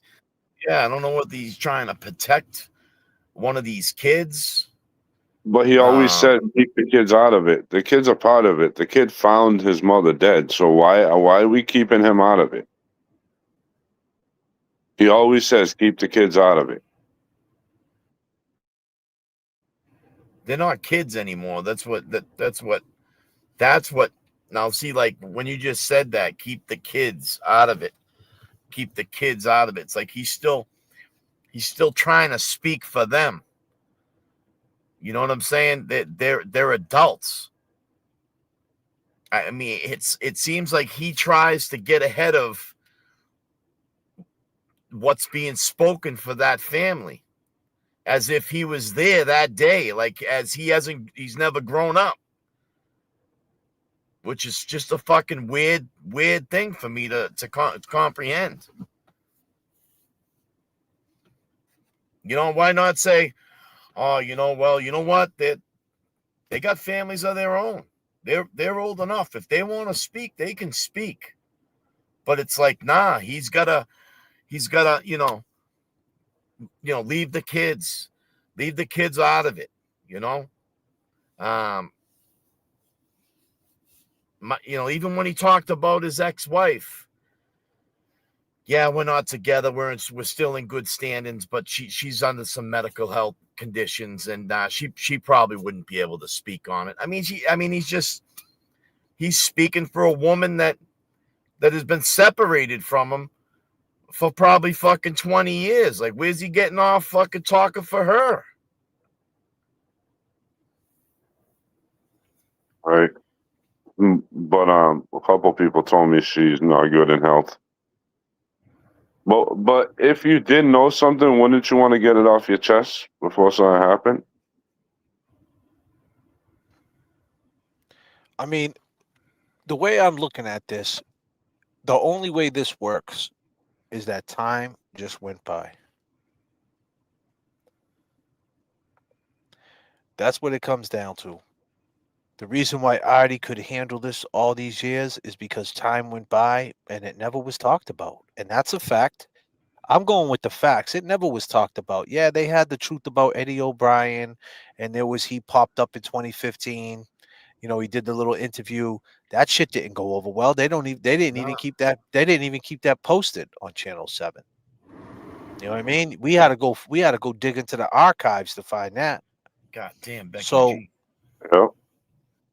you know, so I just think time went by, and I think the time it is now.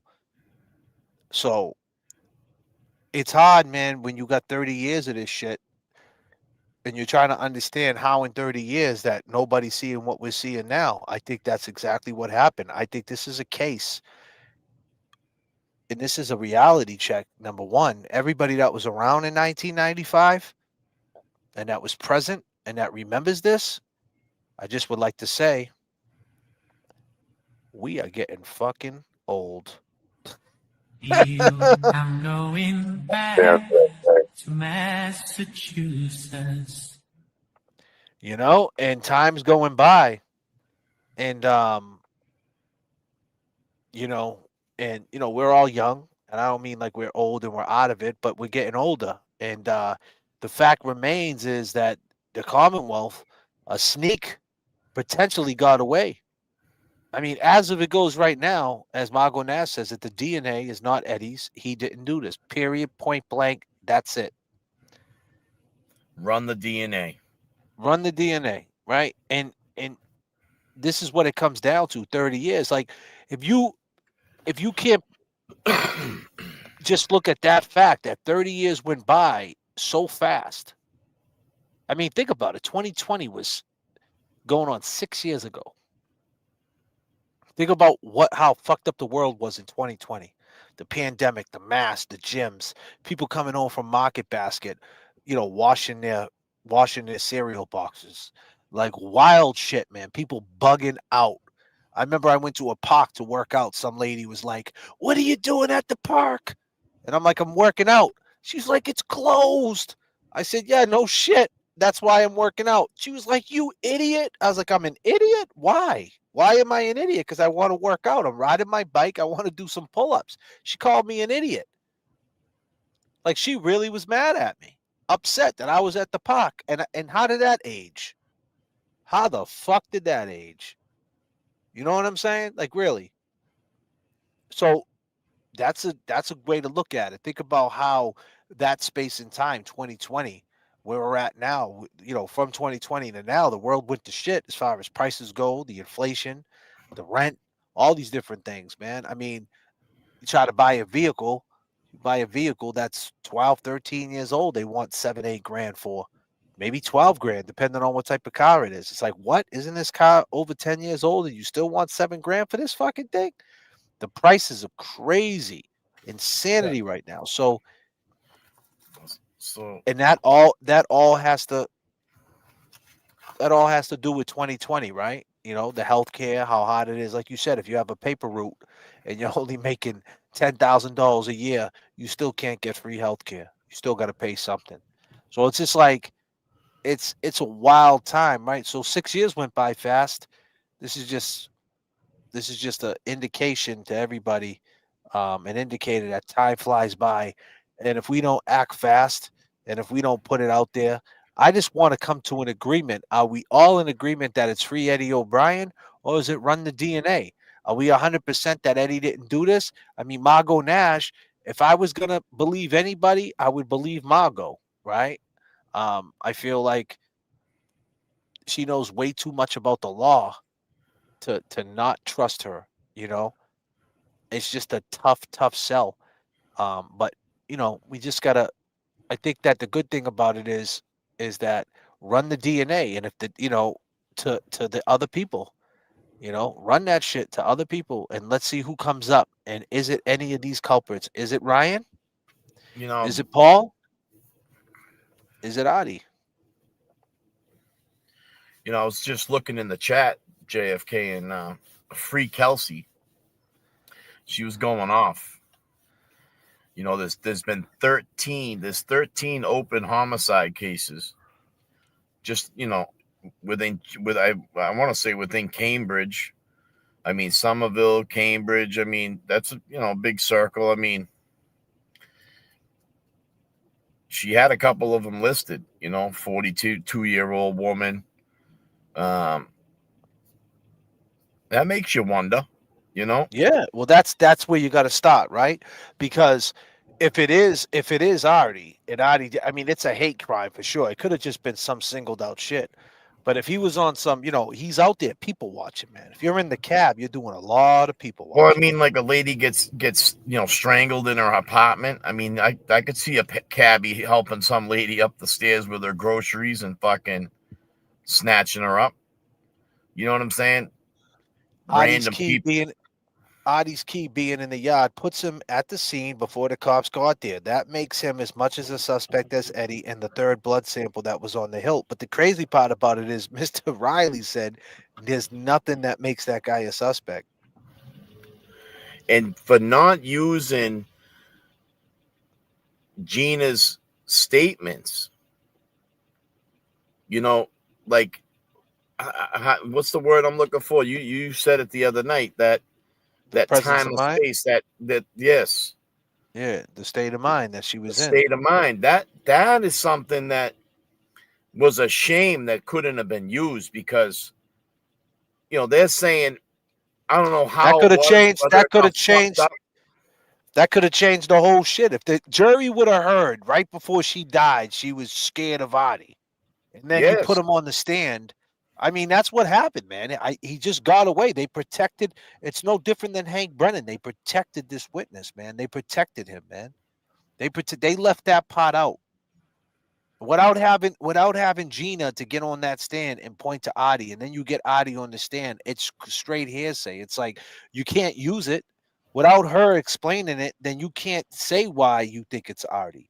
So that's the reason why they never brought him on the stand, basically, because you didn't have Gina.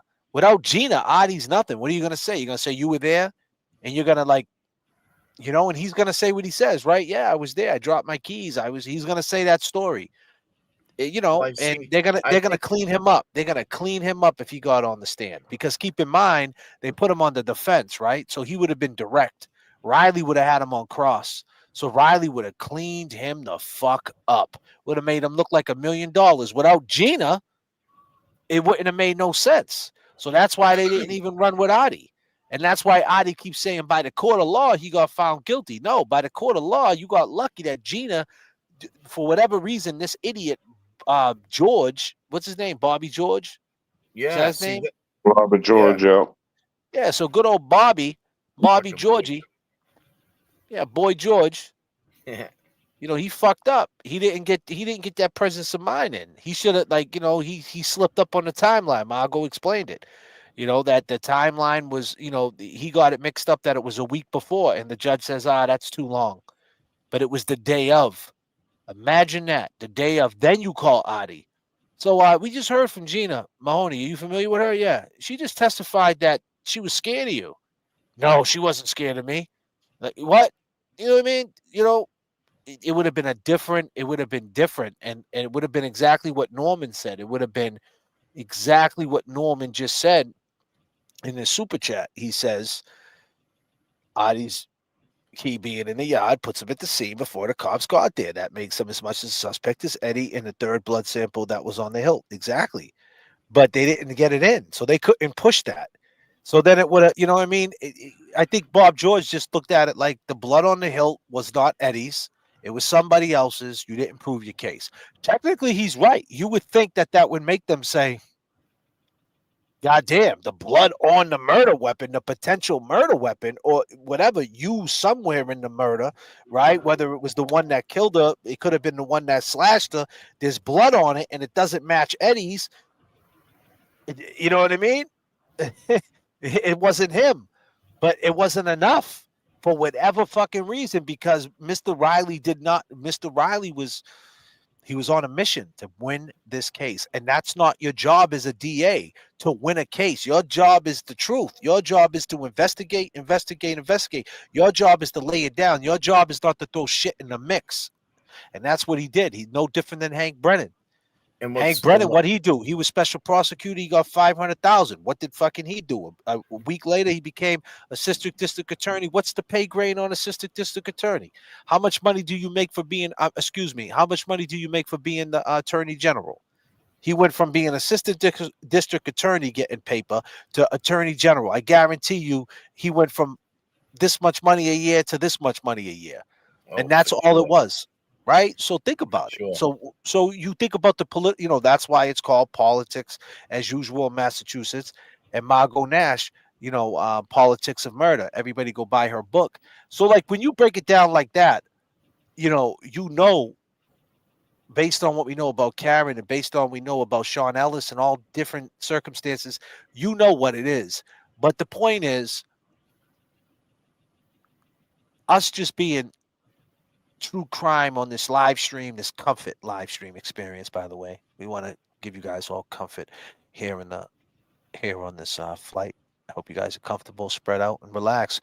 This is all comfort. I don't want you guys to get uptight at all, because we're just talking, and we got to play all sides, and we got to look at it. And that one thing about Eddie with that story, it boggles your mind. It's like back to the parallels of Karen. What do we say about Karen? She never mentioned Higgins. Imagine if she would have mentioned Higgins the morning of. You know what I'm saying? 2 days later after what they arrested her, 4 days later, or whatever it was. Imagine when she got arraigned, she would have made a statement. Make sure you investigate Higgins. She never did. And dare I say, that is the reason why this shit fell according to plan. I think that this jumping story, whether it was made up or whether it's really happened, I think it just fell right into their hands, Definitely. Makes But go ahead, sense. man. Take it away, Kev. Break it all down. Yeah, I mean, I get stuck, I just get stuck on just some of the shit that our boy Adi has brought up, and I think it pushes me towards, this something about him that, he feels obligated to poke his head and nose into all this shit. Like you just said, that you brought up a good point. Like, this at the time, the state of mind of Janet, talking with her neighbor. I mean, and here we are 30 years later, we're talking to Adi about this, and he's corroborating it, saying, yeah, this shit was happening. Would he have said that on the stand back then? These are the things that we don't know about, that these are the things that didn't happen back then. Would he have said, yeah, there was, the Windex on her car or on her front seat was getting fucked up. People were fucking with their coffee. There was shit being found. I found a book in a parking lot, and I returned it to her. The weirdest shit was happening to her. I mean, you wouldn't think that they would, get further into this investigation. You think he would have spoke on shit to help his family.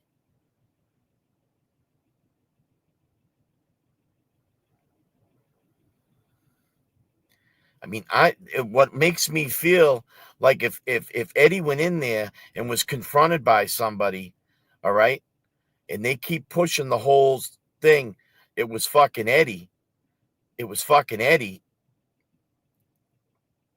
Then Adi knew that fucking Eddie poked his head in there.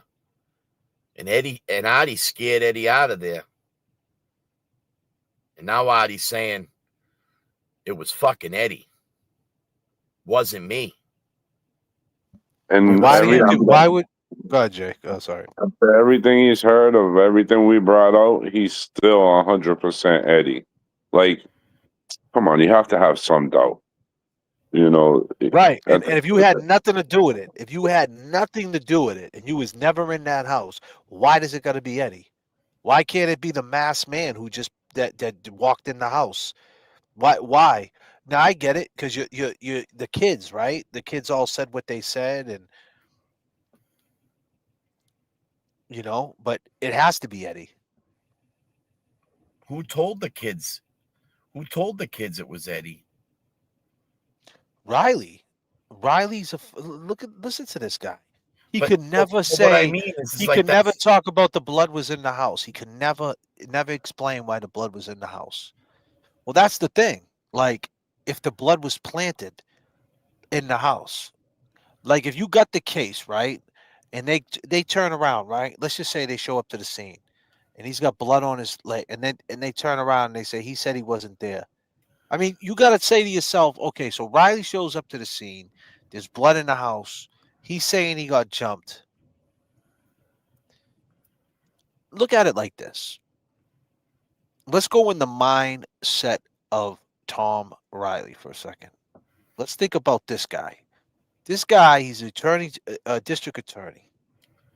Deanna Kremen gets kidnapped. Well, excuse me, gets raped, right? Basically kidnapped, right? She got dragged behind a fucking kidnapped. Yeah, she got dragged behind a building, raped and killed, right? Yeah. Crazy, right?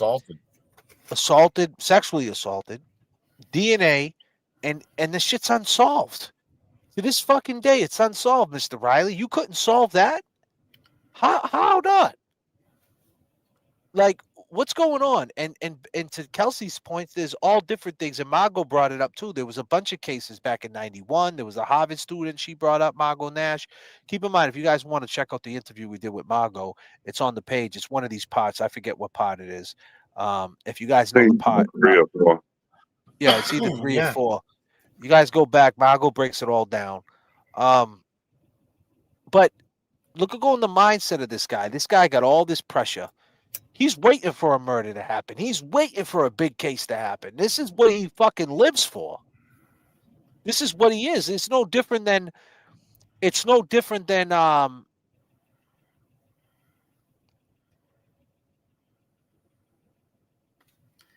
surfer waiting for a wave, man. You know what I'm saying? That right fucking wave, bro. You know what I'm saying? It's no different than, that the pre-workout to kick in for the muscle head. Like there's certain things you need, right? And like to feed what he's got going on. He doesn't care about the car thief. He don't give a shit about the dude who's selling drugs. That's not good enough. What? There's a murder.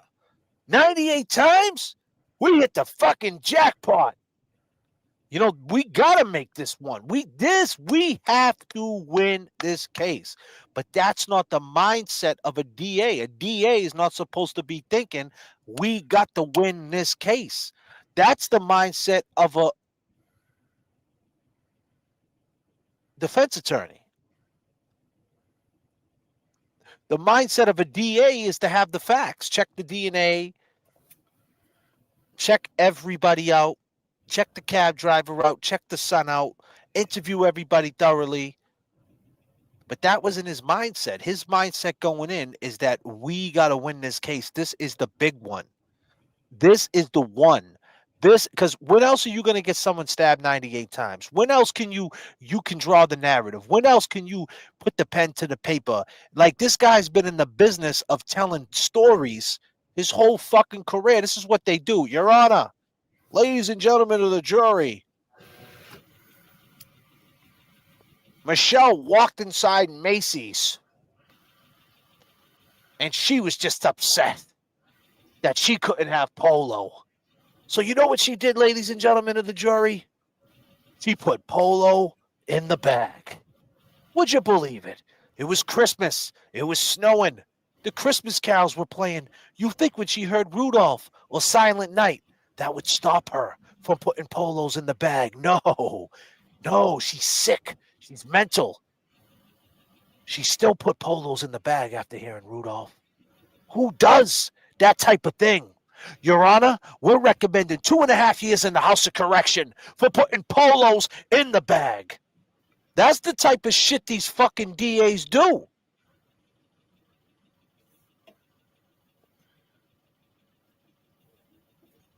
And you would think that, like with the Deanna case, that he would have fucking, that case would have been, that 17-year-old girl. Like, I hope this evil little guy didn't have daughters back then,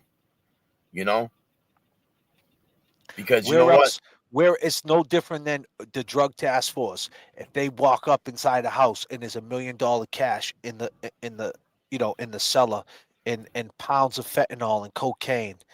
This is the big one, man. This got to stick. Like, what are we like? What we don't, we didn't have a search warrant. Oh yes, we did. Oh yes, we did. You know what I mean? Well, your partner's going to you. Yeah, you broke down the door, Kevy. Me and you were two feds, right? Hey, Kev, but you kicked down the door without a search warrant. What are you talking about? We got a search warrant. Right, you had a right. We got one now because there's $1 million in cash. The door was unlocked, and they told us to come in. That's what you heard, right, Kevin? Yeah. You don't need a search warrant if they let us come in. So that's what happened. When was he ever going to find a unicorn case like that, where he's got a guy, right? He's got the kid. He's an altar boy. Like, as the story's unfolding in front of him, this dude is like a fucking is like a reporter. He's like an MC. He's drawing the story up in his head. He's already picturing how he's going to assemble it. He's always picturing it, how he's going to present it. I mean, these people, you've seen Alan Jackson, ladies and gentlemen, Alan Jackson and Yannetti, and you guys got to be clear. These people, they used to lock dudes up, right? Don't ever mistake that Alan Jackson used to fucking lock dudes up. And so did Yannetti. Does that make them bad people? No. He says, Alan Jackson says when he talks, most of the time when he locked people up, he felt that he got it right 90% of the time. That's his job. Some people deserve to go to jail, right? Of course. But my point is, we seen in the documentary Alan Jackson going over the closing argument, like writing it up, the cards that he had, like they practiced this shit. This dude's already preparing his opening statement in his mind. Like Riley's on scene, like all the other people, the cops, they're just doing what he says. In his mind, he's thinking, I walked in the house. It was July 23rd of 1995, ladies and gentlemen of the jury. There was a telescope. He wasn't looking at the moon. He wasn't looking at the Big Dipper. He was at Midnight's Convenience. You know what I'm saying? Like, he was already thinking this shit, man. This is what the fuck they do. Scary to think. It is. It is scary to think. And you know It's what? all theater, bro. It's theater. It's all theater. his notes predict what you're saying. Right. All his notes, these notes that Eddie's gathered over the past 4 years, and we're talking thousands of notes. They paint a fucking big picture. In some of these notes, I see Riley talking about Janet and how she was explosive, and that she was crazy at times. Hold on a second. Margot got to go. Margot, I appreciate you coming in the chat, sweetheart. You get some rest. All right. Merry Christmas. Right. Put them Christmas carols on, girl. All right. Peace signs up for Margot. Margot got to go. Margot got to go. Our girl Margot Dash, the lovely, beautiful, established. He should be the DA. Let's go. I just wanna chill and twist the lie. Dance in my 745. That's you right. Drive me crazy, shorty. I need to see you and feel you next to me. I provide everything you need, and I like your smile. I don't wanna see you cry. Got some questions that I gotta ask, and I hope you can come up with the answers, babe. Girl, hey, it's easy to love me now. Hey, would you love me if I was down and out? Would you still have love for me, girl? It's easy to. Sorry, Kev. I know you was about to go in, bro. I'm sorry I cut off your thought, man. You were saying it was all. Let me put you back on track. It was all in the notes. Go ahead, brother. Kill it.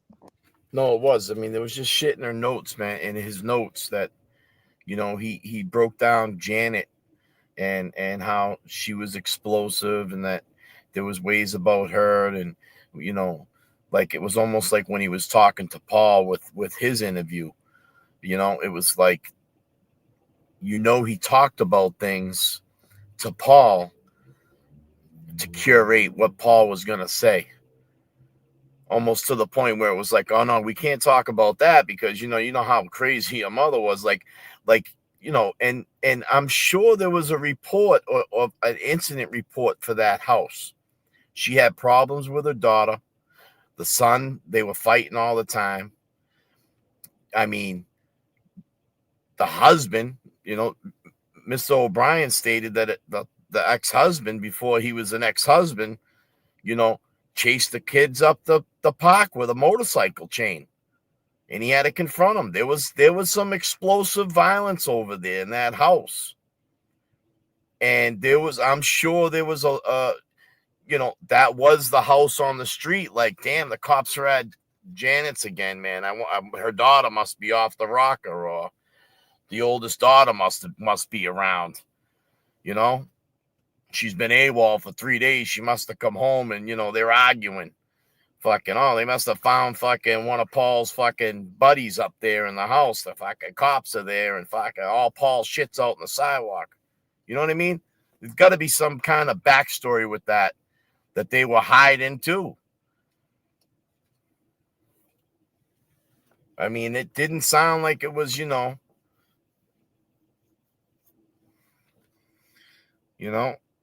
didn't sound like it was Taco Tuesday and, spaghetti and meatballs on Sunday and shit. You know what I'm saying? I hear you.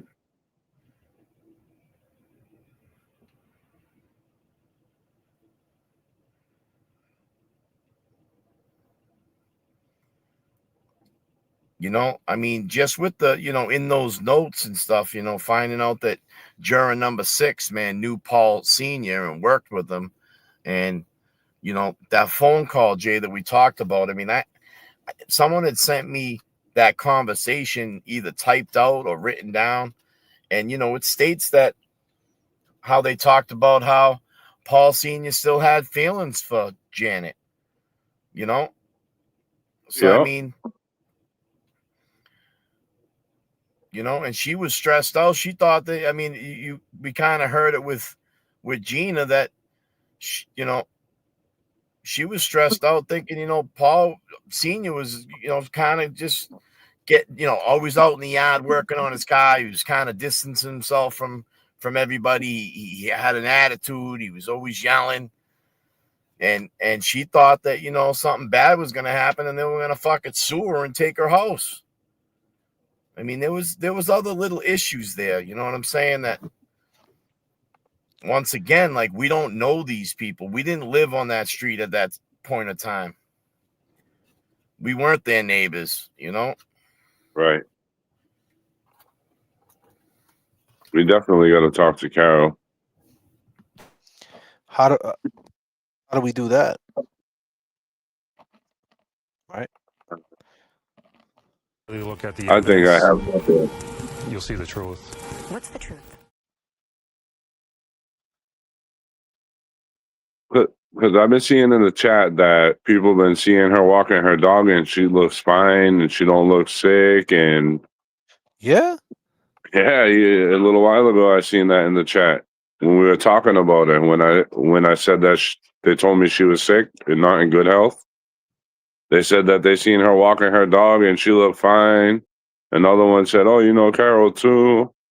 Like, I think I have an idea on how I can get a hold of her. Never get out on parole. Cher went behind bars to bring you. Janet Downing was murdered inside her home in the summer of 1995. The single mom stabbed more than 90 times. Her teenage son, who was O'Brien's friend, found her body.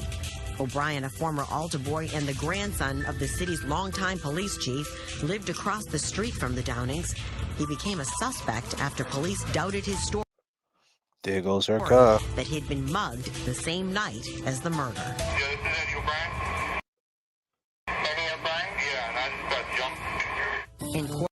It sounds like that's so based on that night. Now, keep in mind, I said all this. I want to swing it all the way back. I said a lot of shit tonight, right? But I said it based on everything that I watch, everything I listen. That 911 call, right? I was trying to find it yesterday because I'm, trying to get my ducks in order here, but I found it. That 911, even though it's a tiny little piece, that 911 call sounds like someone told them to say that. It really does. Like, listen to that. Doubted his story that he'd been mugged the same night as the murder. Did he say yo? Lived across the street from the Downings. He became a suspect after police doubted his story that he'd been mugged.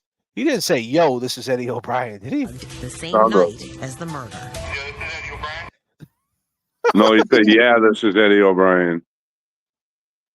Some of them, please. The same night as the murder.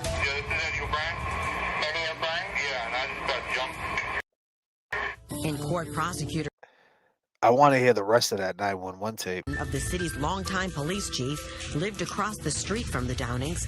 He became a suspect after police doubted his story that he'd been mugged the same night as the murder.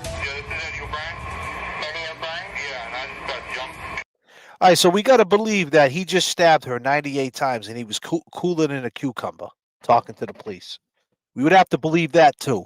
We would have to believe a 15-year-old kid just committed a fucking murder, right? It's not just a murder. I mean, she got dragged around the house and beat up. Like, he just beat the shit out of this lady, then killed her. And I mean that with all due respect. I want everybody to know, if you're watching, the family, anybody, people, sometimes we might come off. This channel does not push no vile talk. We don't talk like that. We're very compassionate. This situation, this is what bothers me. It's such a horrible situation. And I feel that's one of the reasons why a lot of people don't want to touch it. Right, Kev? Yes, I agree. I mean, it it puts that, it was brutal, you know. And when people talk about shit like that, you know what I mean? It's just, it's almost like they question themselves, seconds after they say something, because it's like, oh geez, did I say the right thing, or am I thinking the right thing, or did this really happen? Look at Eddie, huh? He's a good-looking kid. The same night as the murder.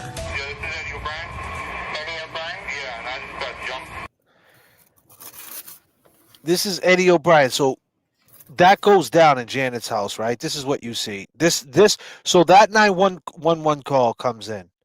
So, but he was there though, right? So this is what he's seen. Let's just go to reasonable doubt. We know there's a hella reasonable doubt, but let's go with the preponderance of evidence. Is it likely that he did this based on this 911 call? He just came from this. One could get on the phone with the police and say, I just got jumped, right? I'm starting out. I don't want to believe my own shit, but the more and more I think about it, and on that 911 call, it sounds like someone told him to say that. Like, I just got jumped. Like, where did he come up with that? Did he ever get jumped before? Did any of his friends get jumped? Where did he come up with that? I would assume so. I would assume some of his friends probably got jumped, especially in that space and time. You go to the mall, you can easily get jumped, especially if you got a rope chain on, something that somebody wants, right? But the preponderance of evidence, likely that he did it and likely that he didn't do it. He walked in midnight convenience right then and there, and he called the cops on himself.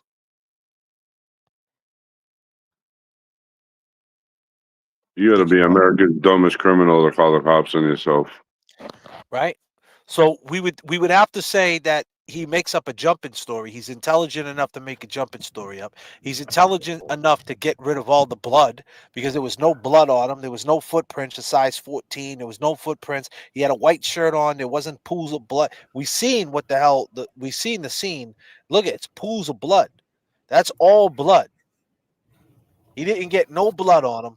He was smart enough within that space and time. We're talking about minutes to somehow or another. And they comb that area. The police comb that area looking for anything he discharged. You know what I'm saying? They brought the K9 out sniffing around and shit.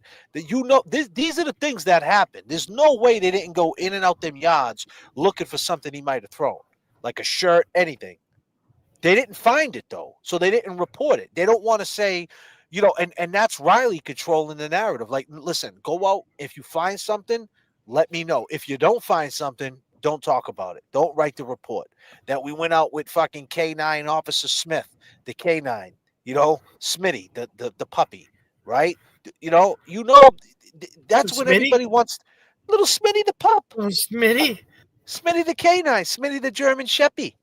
You know what I mean? I'm just saying, like, at that point, everybody wants to be active. And back then, like, let's face it, back then, I remember, like, state police were the only police force that had the K9. I don't remember a lot of cities not having K9 back then. You know what I mean? Like, K9 weren't in a lot of cities back then. And, like, the stadies, that's what they were there for. Like, if someone ran, the stadies would run up with the K9, and you ain't out running the dog, right? And I don't know if Somerville had K9 units, but the point is, if you're a K9 officer, that's what you're there for. You're there to sniff around that house and then sniff around where he walked. He told you where he walked. He said, I walked down here through, and you're telling me he didn't discharge nothing? How is there no blood? That dog would have followed Eddie's scent all the way to Burger King. Hell yeah. All the way to Burger King, all the way to Midnight Convenience. And that's the point. They're saying, some witness said that he had a dark shirt on. So if he did have a dark shirt on, right, and he took it off, and that's the shirt that was covered with blood, how didn't they find that dark shirt? You mean to tell me a 15-year-old boy knows how to get rid of a dark shirt after committing that murder? You're talking about, do I think a 15-year-old could never found the murder weapon either? And they never found the murder weapon. So do I think a 15-year-old kid could do this? Absolutely. But do I think a 15-year-old kid would be able to get rid of the murder weapon, get rid of the shirt without state police find after he tells you which way he walked? without a trick, like without slipping up somewhere, and go do a polygraph test and a fucking truth serum test and pass that? Do I think he's capable of doing that without ever slipping up? And do I think that he could get on the phone and say, hey, this is Eddie O'Brien. I just got jumped, knowing that he just did that? And he did it so good, he got a ride home from the cops. He got a ride home from the cops. The cops didn't think he was, the cops believed him. So he's that good. So he just did that, and he's in the back of a police car, and he's not saying at all, hey, did anything happen across the street from my? He didn't rat himself out at all. Like, I can't believe the dude was that masterful to do all that. You know, do I think he could have done it at 15? Yes, but do I think that he, based on that 911, I can't see it. It wasn't planned. It got a doc. I mean, listen, they're saying that he brought popsicles down onto the porch, gave the kids popsicles, helped carry the little girl across the street with his neighbor, and then he left. Right. You know, and they also testified he had the same shirt on all day from when he first left to the minute they arrested him. Yeah. Listen to that 911 call. Does that sound like the preponderance of evidence? Does that sound like someone who just did that to Janet Downing? We know what happened to Janet Downing. I don't think so. Janet, but hasn't went behind bars to bring you this exclusive interview. Did you kill Janet Downing? Absolutely not. Eddie O'Brien was just 15 years old when he was charged with killing his best friend's mother. Is the defendant guilty or not guilty? Guilty. Convicted and sentenced to life in prison without parole, O'Brien has always maintained his innocence, but hasn't spoken publicly in nearly 20 years until now. So you're adamant you didn't kill Janet? Very adamant. And if you really look at the evidence, you'll see the truth. What's the truth? The truth is that I didn't do anything.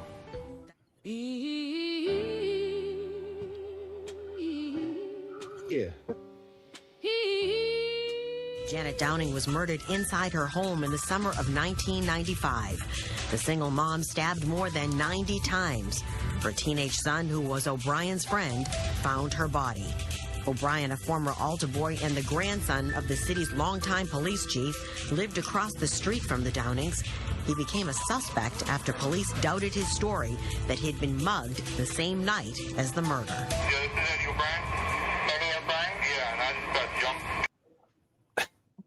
Man. In court, prosecutors said O'Brien had cuts on his hands and DNA evidence placed him at the crime scene. I asked him why. Yeah, but see, you're not fair. DNA evidence also cleared him. That's what's so fucked up about the news. You know, he said that to the news. They just failed to put that in there. He never took the stand to defend himself. I was always under the impression that I was going to testify and I was going to tell my story. Why didn't you? Well, it was almost the last day of the trial when I was just told, don't worry, they didn't prove their case, so you don't have to testify. Here is the Sousa Baranowski Correctional Center, a maximum security prison. At 6'6" and well over 200 pounds, O'Brien is a 35-year-old man now who has spent more Now he's 45. than half his life in prison. It might be weird to say, but I consider myself. Let's think about that for a second. 2015 seemed like yesterday. My man's 45. I'm just telling you, man. I just think it comes down to something, ladies and gentlemen. We're witnessing something. I want you to take something out of this. All right. All my long game is that rock with your boy J.F.K. I mean this from the bottom of my heart. Time goes by way too fucking fast. Sorry for the swearing. I'm trying to control my cusses, and I've been saying that for the last 10 lives, and I keep cussing. So I'm sorry. Time goes by way too fast. Cherish your time. Make it count. Really think about this. Anytime, use this case. If you're into this case, one thing you can get out of it is that 30 years went by like that. And people just don't care, right? Like Eddie is just lost. Like you want to talk about community. Just imagine if we all teamed up to go for Eddie. If we all formed like Voltron and talked about Eddie every night and started banging on doors. It would be a beautiful thing, wouldn't it? because one thing you can get out of this is, I think the perfect way to describe it, because this whole live stream, we just been talking about how do you describe it? How do you take this story and how do you present it to Vinny Politan? Your man J.F.K. is thinking ahead. I'm thinking, how do I present it to Vinny? How do I present it to these people? Do I do it like he didn't do it? No, that's not the way you do it. There's got to be a way. And my first opening to Vinny or to anybody, DA, police officer, Seasides, whoever it might be, when I hit Miami tomorrow, whatever it might be. What have you been working on? You ever hear of Eddie O'Brien? Well, what's that case about? A woman got stabbed 98 times, and they blamed it on a 15-year-old kid. He got convicted. There's a lot of inconsistencies. But you know what's crazy? All I can tell you is 30 years went by so fast, and he never got a chance to tell his story. So before you look into the Eddie O'Brien case, ladies and gentlemen, I want you to understand, and this is me telling somebody, 30 years went by, and it worked against them, because people just can't fathom. People, that's the worst thing that people want to come into. That's the worst thing you want to face. That's your own insecurities. You don't want to face that 30 years went by and time's going to go by and life's going to go on and we ain't promised forever. It's scary and it's spooky. And you just don't, because you're thinking like, oh, wait, he did 30 years. And, you know, most people, the casual people who ain't into this case, well, he's been in jail 30 years. Who cares? You know, like, why didn't it come out in 30 years? Like the same way the DA did in the parole hearing. He's designing a way, the same way the kid Steve Hearns, is that his name? The grandchild. He said he's using the system to manipulate. No, that's not it. What it is time goes by fast.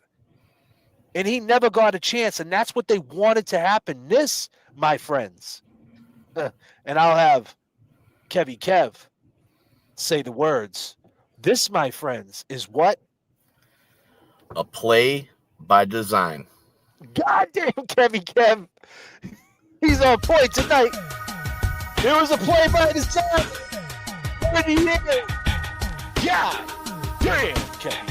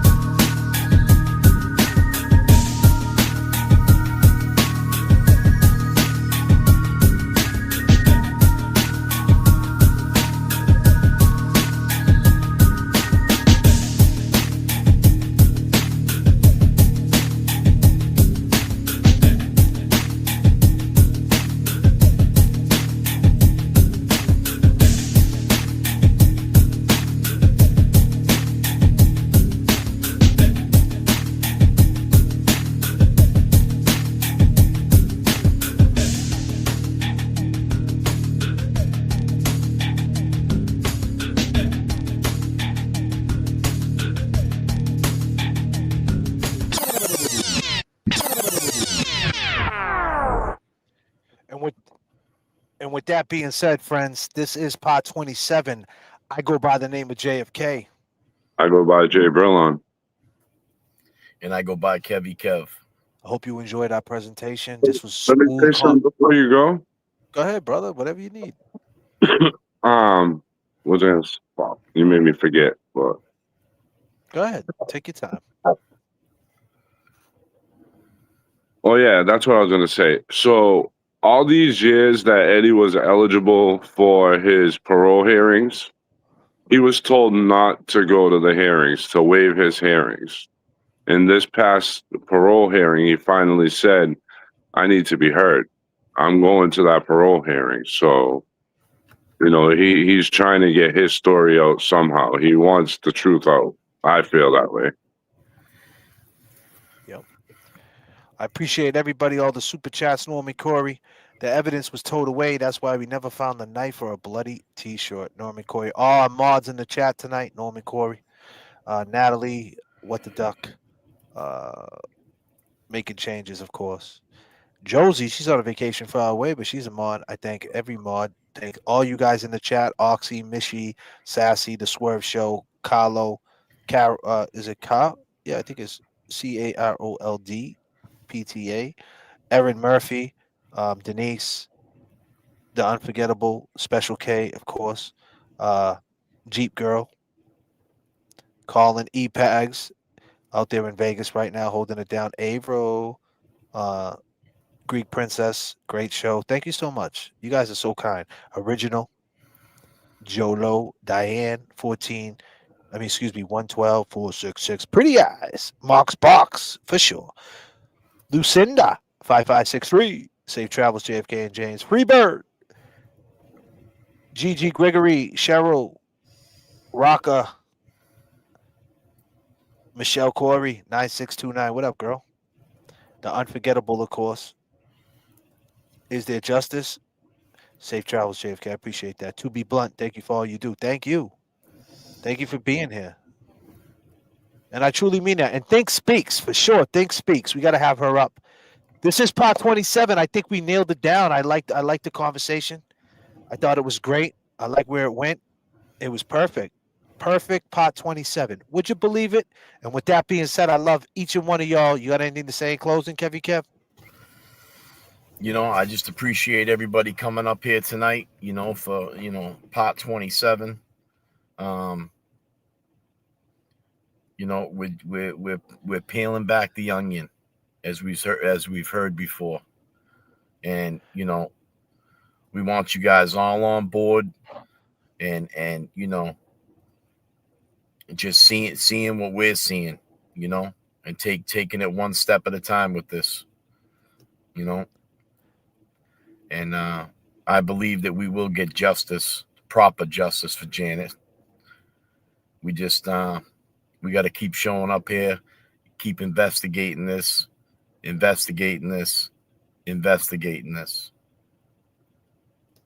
Couldn't say it better myself. I appreciate you guys. We'll see you next flight. Peace and love, everybody. The year was 1995. The summer. Have a safe flight, JFK. Thank you, my brother.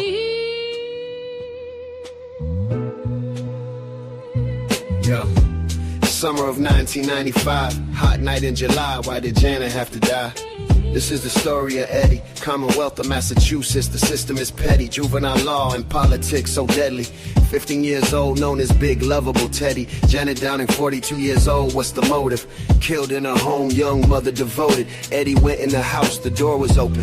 She was on the kitchen floor, laying there frozen. Eddie claims this was not what he planned to see. A man with a mask grabbed him. Be quiet. I will kill your whole family. Eddie left the house, ran up the street. Around the corner, washed up in the bathroom at Burger King. Janet was stabbed multiple times. Rest in peace. It was a gruesome murder scene. I agree. Eddie went to his work, said he got jumped, but never said a thing. What? About Janet lying there lifeless, his friend's mother from across the street. Shh. He was in the house. But Janet had a brother-in-law she kicked out for selling drugs. Said if anything ever happened to her, it's him you bring up. The night of the murder he showed up, was acting suspicious in the front yard. Gina in Virginia says he was looking for his keys. It was humid and muggy, but we were showered and neat. He was a cab driver looking for his key. Looking for a key to one of the cabs in the fleet. Yes. How did he know something happened on that street? Eddie says he is innocent, and the cab driver did it. Who do you believe? Believe. DNA under Janet's fingernail unidentified. Who do you believe? Come on. This is the story of Eddie, 15 years old. Life in prison. This is the story of Janet, life taken and stolen. For no reason. It was the summer. July 1995. Do you all remember? 30 years ago, why she have to die? 15 years old, locked in a cage of murder that he always denied. Let's go. Summer of 95. Life goes by. Welcome to the stream. Long gamers. Peace and love. La la la. Let's take them back.